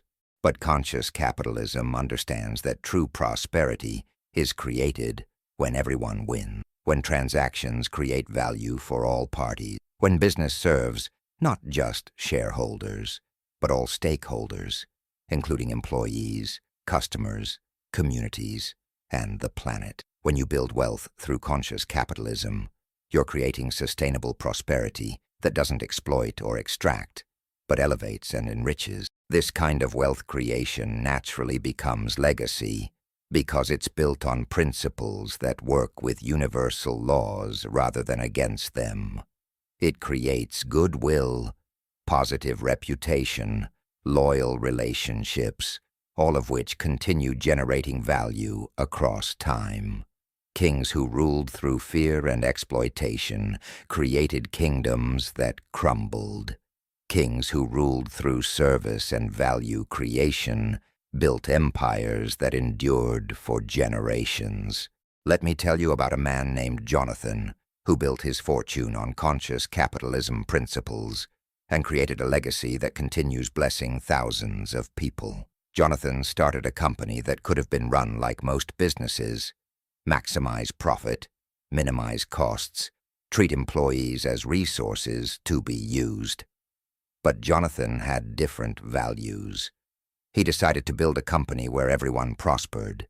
He paid his employees well above industry standard. He created profit-sharing programs. He invested in his employees' education and growth. He ensured his products genuinely served customers rather than just extracting money from them. He committed to sustainable practices even when they cost more short-term. Initially, advisors told Jonathan he was being naive, that he'd never maximize profits this way. But something remarkable happened. Jonathan's employees were so well treated that they became passionate advocates for the company. They worked harder, innovated more, stayed longer. Customers loved the company because they could feel the integrity behind the products. The company's reputation attracted top talent and loyal customers. Within 10 years, Jonathan's company was worth more than competing companies that had operated on traditional, extractive principles. But the real legacy Jonathan created was the model he proved works. Former employees who left his company started their own businesses using the same conscious capitalism principles. The industry began shifting because Jonathan had demonstrated a better way. Jonathan's legacy wasn't just his company. It was a transformation in how business could be done. As we near the end of this chapter, I want to share with you the most important principle of legacy creation. Your legacy is being created right now. It's not something you think about at the end of life. It's something you're building with every decision, every action, every word, every thought. The consciousness you embody today is the legacy you're passing forward. The principles you practice today are the inheritance you're preparing. The impact you make today is the foundation of what will remain after you're gone. You don't need to be old or wealthy to start thinking about legacy. You need to be conscious and intentional. Every moment is an opportunity to plant seeds that will grow into trees under whose shade you may never sit, but others will. This is the thinking that transforms prosperity from personal benefit to generational blessing. Let me share one final story about a young man named Michael who understood legacy thinking at age 25 and built his entire life around it. Most people thought Michael was crazy. He was young, just starting out, yet he was already thinking about what would remain after he died. But Michael had learned from observing others that people who wait until they're old to think about legacy usually have regrets. They realized they built the wrong things, accumulated the wrong resources, prioritized the wrong values. So Michael started with legacy and worked backward. He asked himself, when I'm gone, what do I want to have created? What impact do I want to have had? What do I want people to say about my life? From those answers, Michael designed his path forward. He chose career paths not just for money, but for meaningful impact. He built relationships not just for networking, but for genuine value exchange. He learned skills not just for personal advancement, but for service capacity. He saved and invested not just for personal security, but for generational wealth creation. He documented his journey not just for self-reflection, but for teaching others. By age 40, Michael had built multiple successful businesses, created a foundation that funded education for underprivileged children, mentored dozens of young entrepreneurs, written books that impacted thousands, and established wealth that would serve his family for generations. But Michael wasn't done. He still had decades ahead of him to continue building legacy. By starting young, by thinking in terms of legacy from the beginning, Michael had created exponential impact that would have been impossible if he had waited until later in life. To consider these questions as you prepare for sleep tonight, I want you to think about your legacy, not in some distant future, but right now. What are you creating that will outlast you? What consciousness are you modeling for those who observe you? What patterns are you establishing that will ripple forward through time?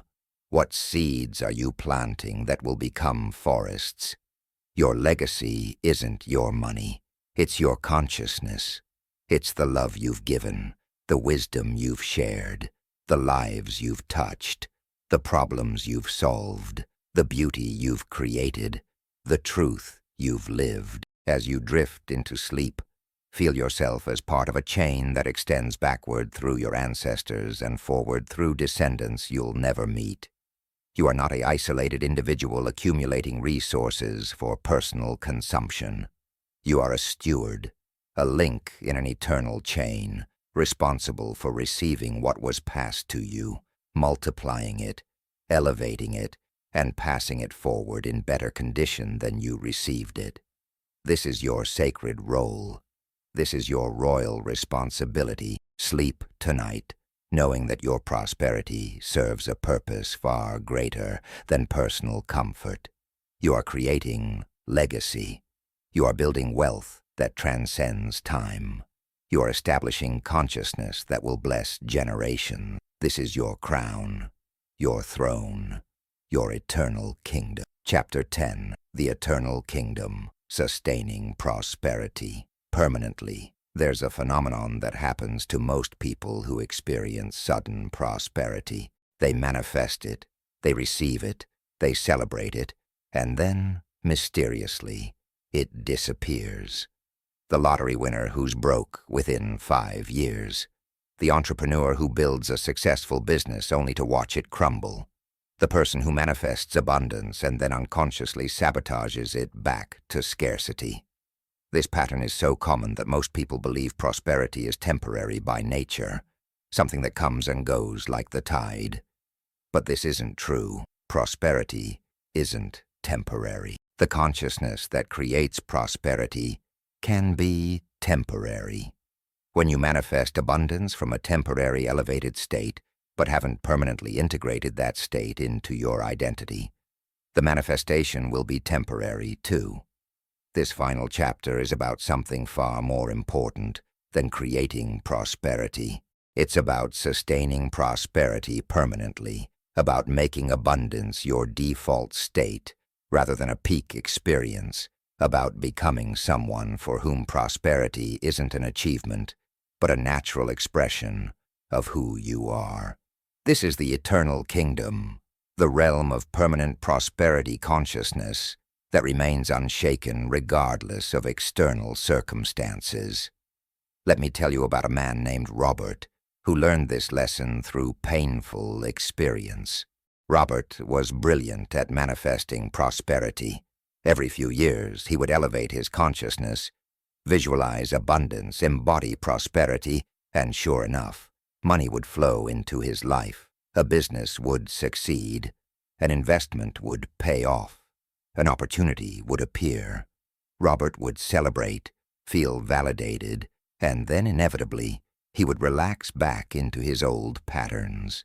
He would stop his visualization practice. He would let his language slip back to scarcity. He would make decisions from fear rather than power. And just as predictably as the prosperity had come, it would go. Robert spent 20 years in this cycle before he finally understood what was happening. He was treating prosperity as a destination rather than a journey. He would work to get there, arrive, and then assume he could stop doing what got him there. But consciousness doesn't work that way. You can't temporarily elevate your frequency to manifest something and then return to your old frequency and expect to keep it. The outer world always, eventually, matches your inner state. If your inner state returns to scarcity consciousness, your outer world will reflect that regardless of how much money is currently in your bank account. Robert finally learned that sustaining prosperity requires sustaining the consciousness that created it, not temporarily, permanently. This is the first principle of permanent prosperity. Maintenance. Just as a king couldn't build a kingdom and then abandon all governance expecting the kingdom to maintain itself, you cannot create prosperity and then abandon the practices that created it. The visualization, the elevated emotions, the embodiment, the decision-making from your future self, the language of abundance, the generous circulation of energy. These aren't just tools you use to get somewhere. They are the very foundation of staying there. Most people think of these practices as the work you do to achieve prosperity, and once prosperity is achieved, the work is done. But the truth is, these practices are prosperity. They're not the means to an end. They're the expression of the consciousness that naturally creates and maintains abundance. When you stop practicing them, you're not just stopping technique. You're leaving the state of consciousness that prosperity reflects. This is why maintenance isn't optional. It's essential. The question isn't whether you'll maintain these practices. The question is whether you want to maintain your prosperity. Consider what happened to a woman named Linda, who almost lost everything before she understood this principle. Linda had built significant wealth through her business, but as her bank account grew, her practices diminished. She stopped her morning visualization routine because she felt she didn't need it anymore. She stopped monitoring her language because everything was going well. She stopped making decisions from elevated states because decisions seemed less critical when money wasn't tight. Slowly, Imperceptibly, Linda's consciousness shifted back to her old patterns. And then suddenly, everything started falling apart. Her business hit unexpected problems. Key employees left. Major clients canceled contracts. Within 6 months, Linda had lost half of her wealth. She was devastated and confused. What had she done wrong? Then Linda's mentor asked her a pointed question. When did you stop doing what got you here? Linda realized the truth. She had treated prosperity consciousness like a ladder she could climb and then kick away once she reached the top. But consciousness isn't a ladder. It's the very ground you're standing on. When you abandon the practices that elevated your consciousness, you descend back to your previous level, and your external circumstances inevitably follow. Linda recommitted to her practices, not as temporary tools, but as permanent lifestyle. Within a year, she had not only recovered what she lost, but exceeded her previous peak. And this time, Linda knew she would never again make the mistake of abandoning what sustains her. This brings us to the second principle of permanent prosperity: integration. It's not enough to practice prosperity consciousness as something you do. It must become something you are. The difference is crucial. When prosperity consciousness is something you do, it's an add-on to your identity, something separate from your core self. This creates fragmentation. Part of you is prosperous, but part of you still identifies with limitation. This internal split makes sustained prosperity impossible because conflicting identities create conflicting results. But when prosperity consciousness integrates into your identity, when it becomes not what you do, but who you are, it can't be separated from you anymore. It's not a practice you might forget. It's the automatic expression of your being. Integration happens through consistency over time. When you practice elevated consciousness daily for months and years without break, those neural pathways become your default. Those beliefs become your foundation. Those behaviors become automatic. You're no longer trying to be prosperous. You simply are prosperous, and prosperity flows naturally from that integrated identity. Let me share the story of a man named Daniel, who spent 5 years integrating prosperity consciousness until it became inseparable from his identity. Daniel had experienced the boom and bust cycle multiple times, and he was determined to break it. So Daniel made a commitment that seemed extreme to everyone around him. He would practice prosperity consciousness daily for 5 years without missing a single day, regardless of circumstances, regardless of results, regardless of how he felt. Every morning, Daniel would visualize, generate elevated emotions, embody abundance, make decisions from his future self. Every evening, he would reflect on his language, his choices, his state of being throughout the day. He would notice when he slipped into old patterns and consciously correct them. For the first year, this felt like work, like effort, like something he was doing to himself. But Daniel persisted. By year 2, the practices became easier, more natural. By year 3, they felt like part of who he was. By year 4, Daniel couldn't imagine not doing them. They weren't separate practices anymore. They were expressions of his being. By year 5, Daniel realized something profound. He wasn't practicing prosperity consciousness anymore. He was prosperity consciousness. It had fully integrated into his identity, and his external reality reflected this integration. Daniel's wealth had grown exponentially and sustainably, but more importantly, it felt permanent now. Daniel knew with absolute certainty that even if he lost every dollar tomorrow, he would recreate it quickly, because prosperity wasn't something he had. It was something he was. This leads us to the third principle of permanent prosperity: adaptability. The external world is constantly changing. Markets shift. Technologies evolve.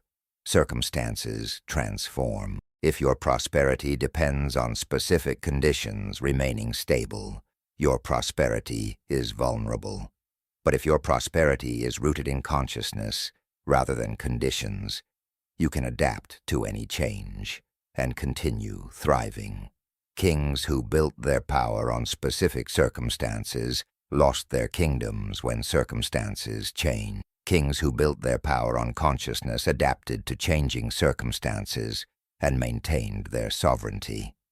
The same is true for you. Your prosperity cannot depend on your current job, your current business model, your current investments, or any specific external structure. Those can all change or disappear. Your prosperity must be rooted in your ability to create value, to see opportunities, to make empowered decisions, to embody abundance regardless of conditions.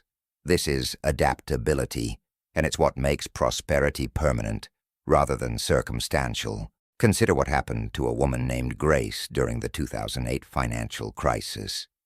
Grace lost her job, her investments crashed, and everything she thought provided her security disappeared. Many people in her situation fell into despair, but Grace had spent years developing prosperity consciousness. She knew that her prosperity wasn't in her job or her investments. It was in her consciousness. So while others panicked, Grace adapted. She looked for the opportunities hidden in the crisis. She started a consulting business helping other people navigate the transition. She invested in assets that others were abandoning in fear, but that she recognized as valuable. She maintained her elevated state, her abundant language, her prosperity practices. Within 18 months, Grace had not only recovered financially, but had surpassed her previous wealth significantly. The crisis that devastated others had accelerated Grace's prosperity because she had adaptability rooted in consciousness rather than dependency on condition. This is the kind of prosperity that sustains permanently because it can weather any storm. Now let's discuss the fourth principle of permanent prosperity: gratitude as lifestyle. Most people practice gratitude when things are going well and abandon it when challenges appear. But this is backward. Gratitude isn't something you do when you feel abundant.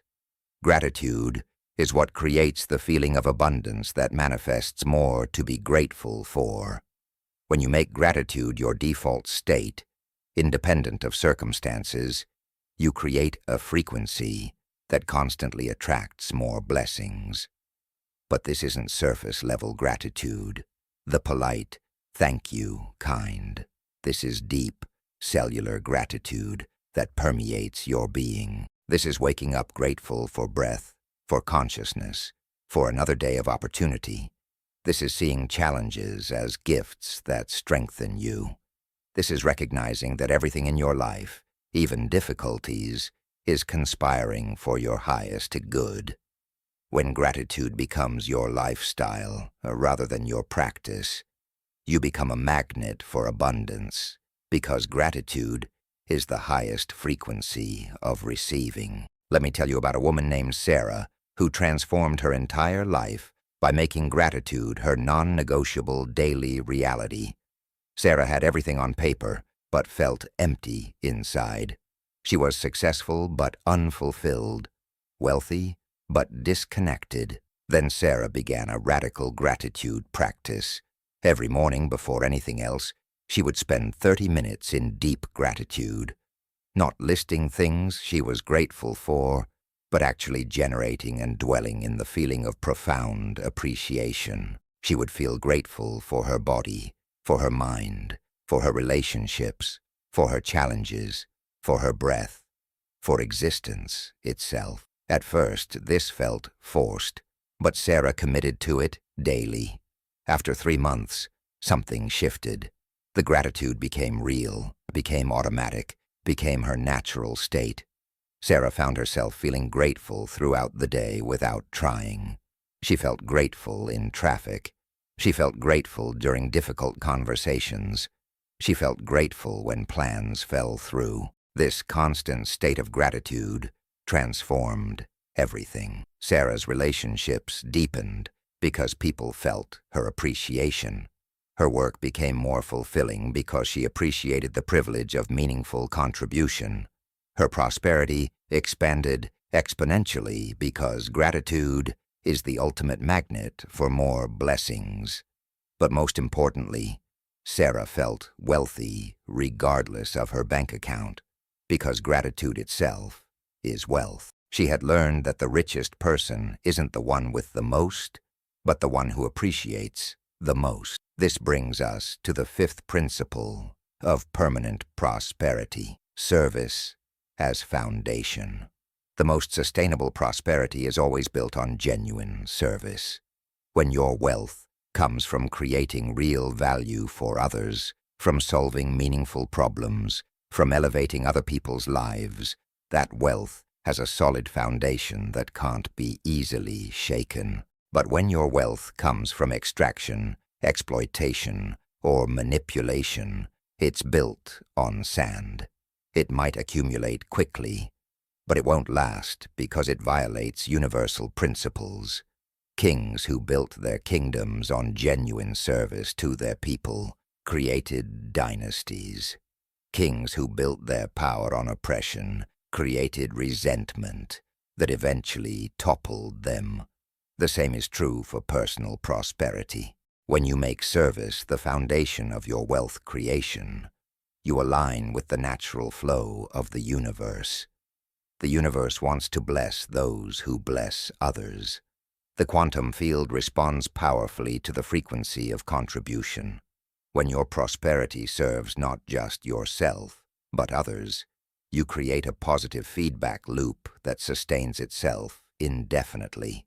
Consider the story of a man named Michael, who built his fortune entirely on service and watched it grow sustainably for decades. Michael started his career asking one question: what problem can I solve that would genuinely help people?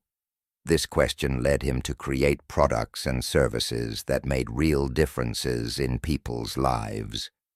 Michael's business grew, not because he was a genius marketer, but because satisfied customers became passionate advocates. His wealth accumulated not because he was greedy, but because he was generous with value. His prosperity sustained through multiple economic cycles, not because he was lucky, but because he had built on the solid foundation of service. When recessions came, Michael's business actually grew because people needed his solutions even more.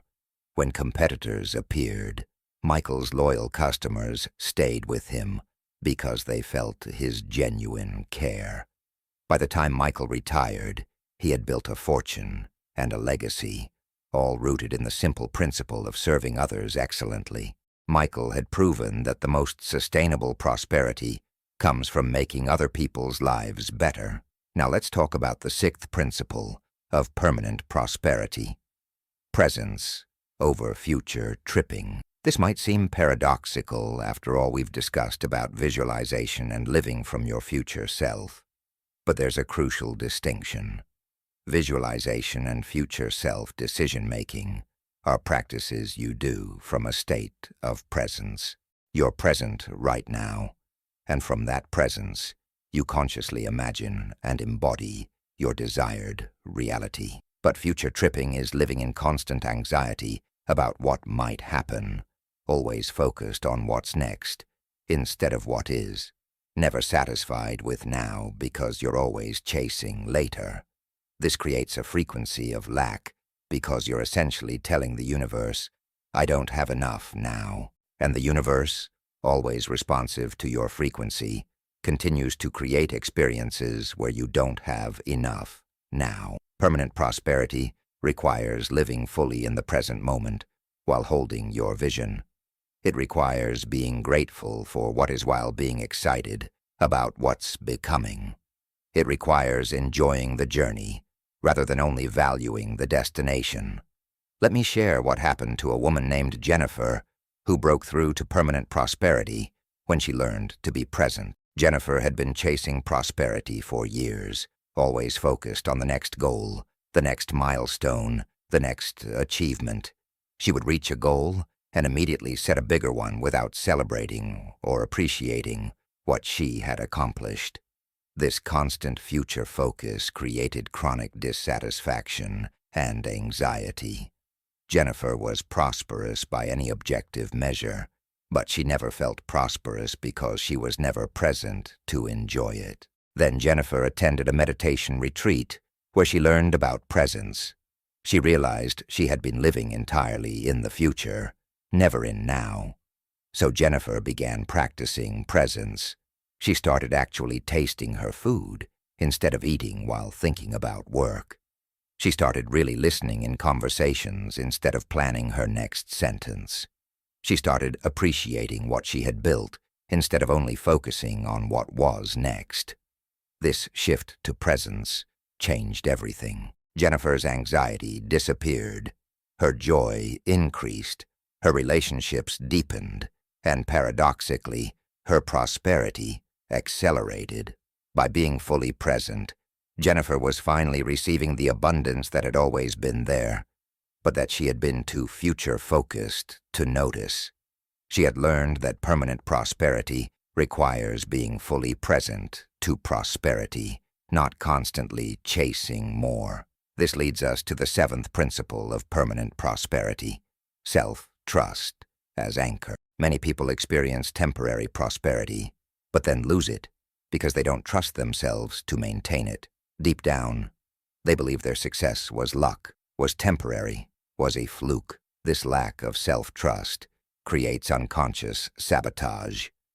If you don't trust yourself to handle prosperity, you'll unconsciously create situations that remove it so you can return to the familiar territory of limitation. But when you develop unshakable self-trust, when you know beyond doubt that you have the consciousness and capacity to create prosperity repeatedly, no matter what happens, your prosperity becomes permanent because it's rooted in your trust in yourself rather than in external circumstances.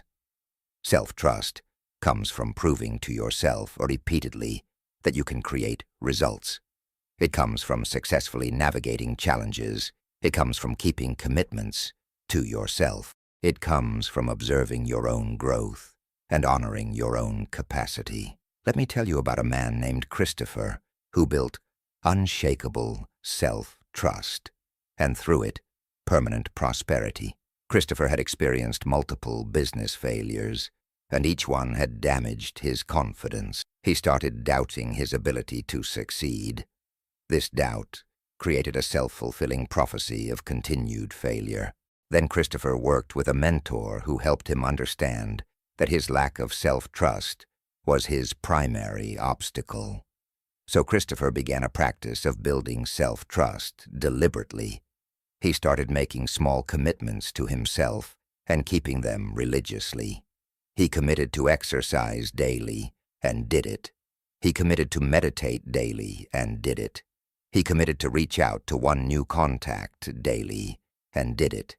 Each kept commitment was a deposit in his self-trust account. Gradually, as Christopher proved to himself repeatedly that he could commit and follow through, his self-trust grew.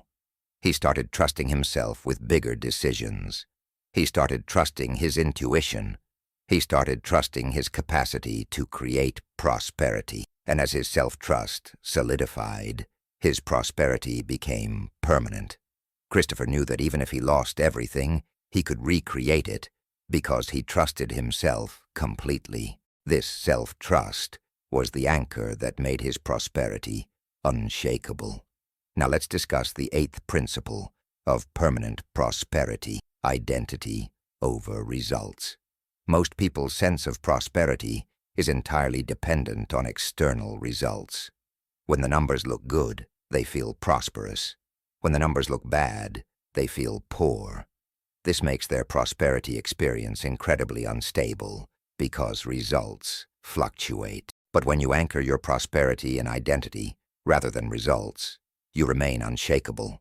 You know you are prosperous regardless of what the bank account shows today, because prosperity is who you are, not what you have. This doesn't mean ignoring results or being unrealistic about finances.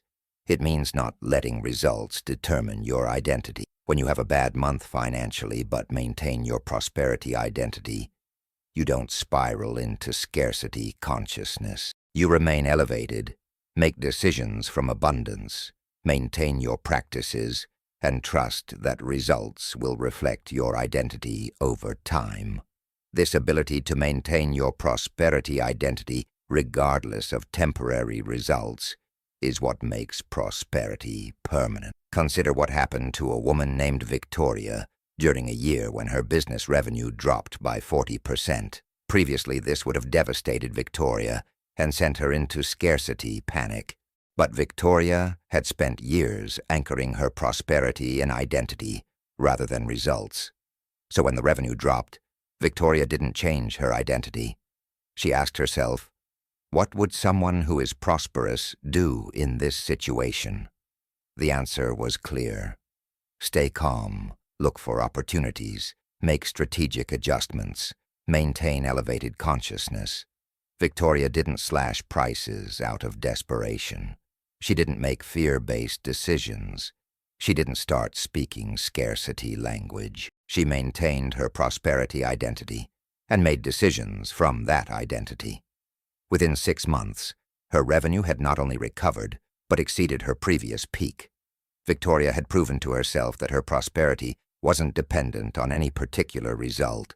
It was rooted in her identity, and that made it permanent. This brings us to the 9th principle of permanent prosperity: responsibility over blame. When something goes wrong financially, most people's instinct is to blame external factors: the economy, the competition, bad luck, other people's decisions.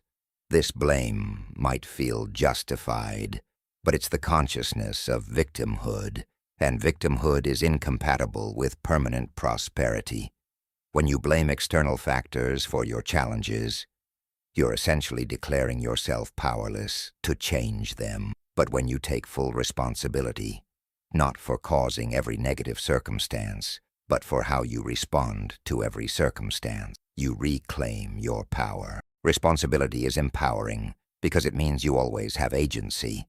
If you're responsible for your prosperity, you can always take action to maintain or improve it.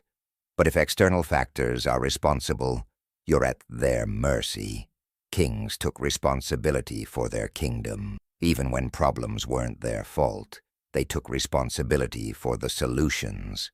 This is what made them powerful. Let me share the story of a man named Paul, who transformed his financial reality by shifting from blame to responsibility. Paul had a pattern of blaming others for his financial struggles: his parents for not teaching him about money, his employers for not paying him enough, the economy for being unfair, his circumstances for being unlucky. This blame felt true to Paul, but it also made him feel powerless. Then Paul heard something that shifted his perspective. You can be right, or you can be rich. Choose. Paul realized that being right about all the ways life was unfair wasn't helping him prosper. So he made a radical choice. He decided to take 100% responsibility for his financial reality. Not because everything was his fault, but because responsibility was power. Paul stopped blaming his parents and started educating himself about money. He stopped blaming his employer and started creating additional income streams. He stopped blaming the economy and started finding opportunities in the current conditions. This shift from blame to responsibility transformed everything. Within 2 years, Paul's income had quadrupled. But more importantly, Paul felt powerful. He knew that his prosperity was in his hands, and that knowing made his prosperity permanent, because it meant that he could always influence it. Now let's talk about the 10th and final principle of permanent prosperity: teaching as mastery. The ultimate integration of prosperity consciousness happens when you teach it to others. When you can explain principles clearly, when you can guide others through transformation, when you can model prosperity for others to observe and learn from, you've reached a level of mastery where prosperity becomes as natural as breathing. Teaching forces you to clarify your understanding. It requires you to embody what you teach because others are watching.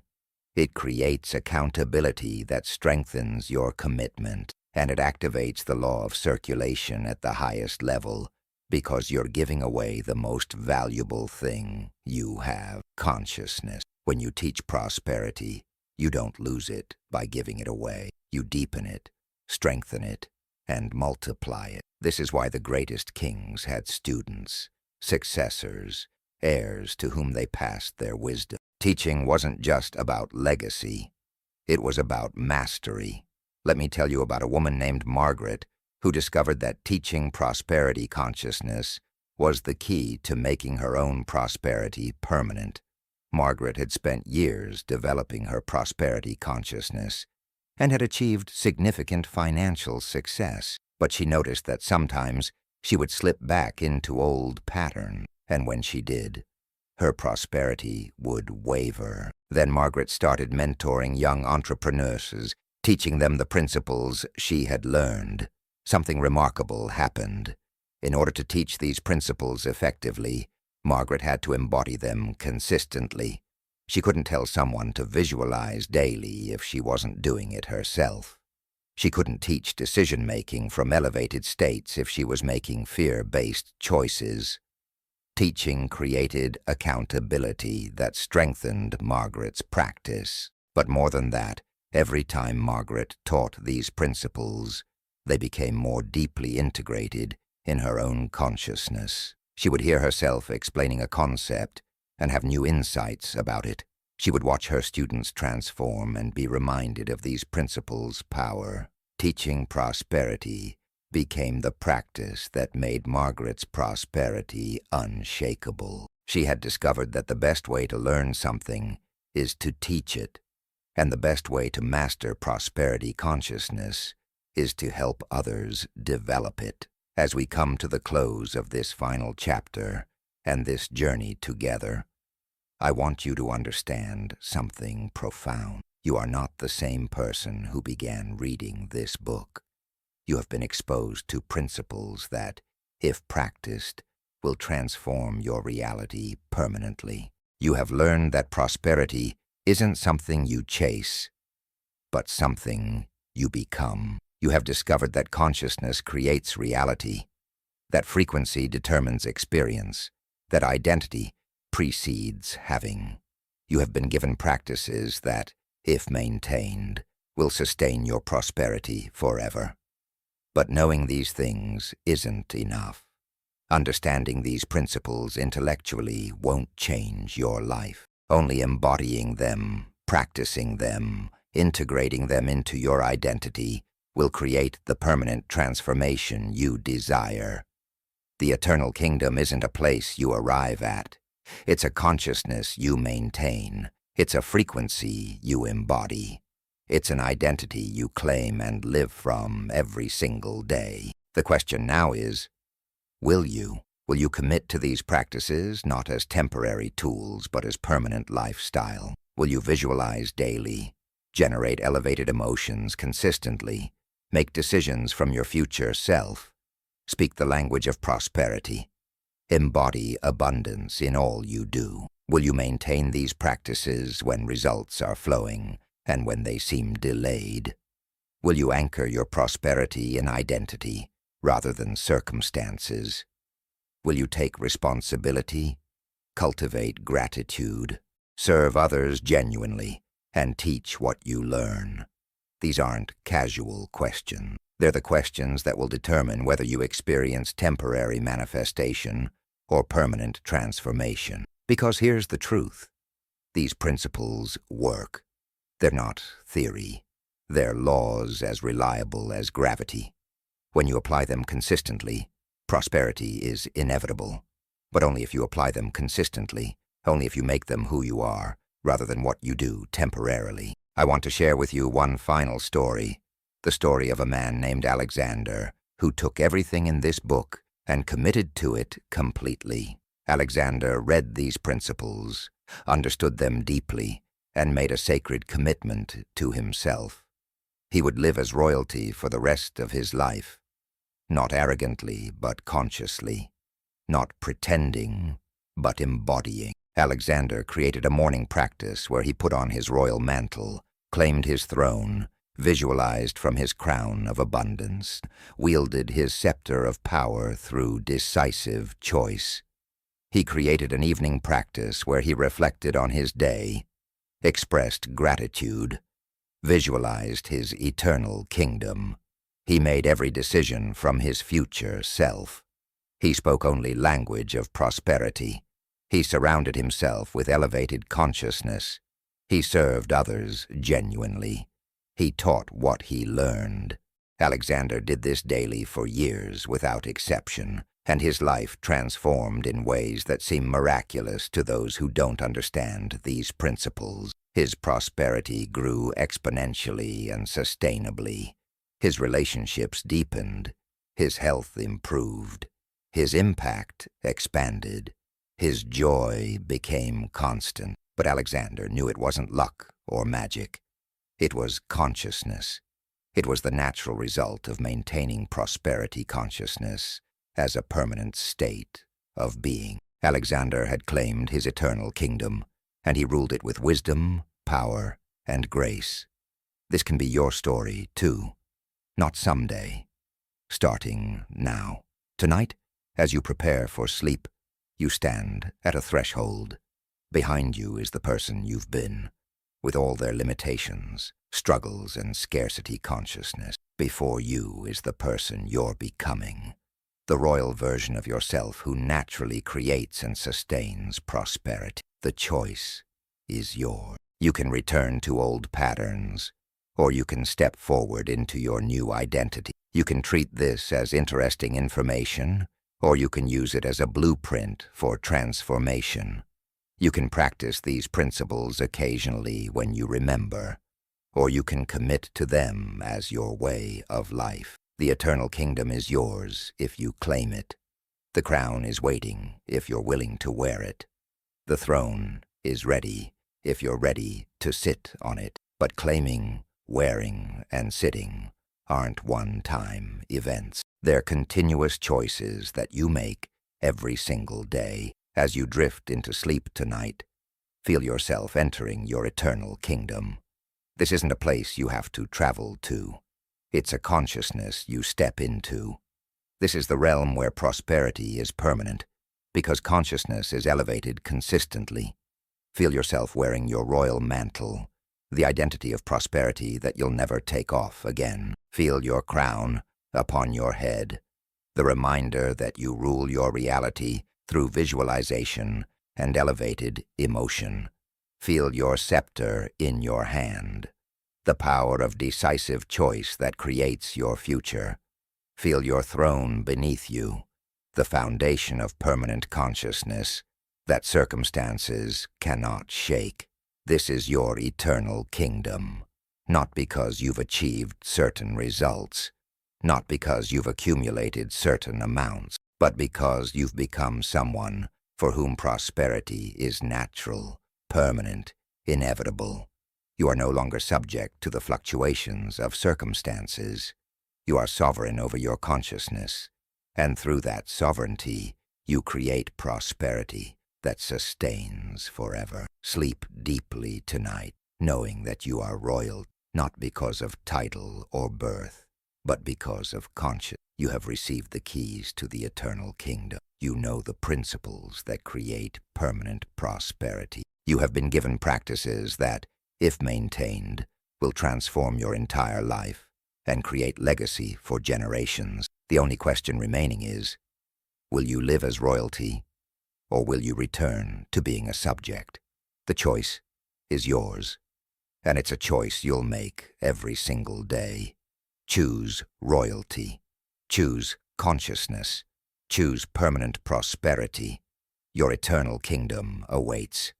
Welcome home, Your Majesty. Your reign has just begun, and it will last forever if you commit to maintaining the consciousness that creates and sustains it.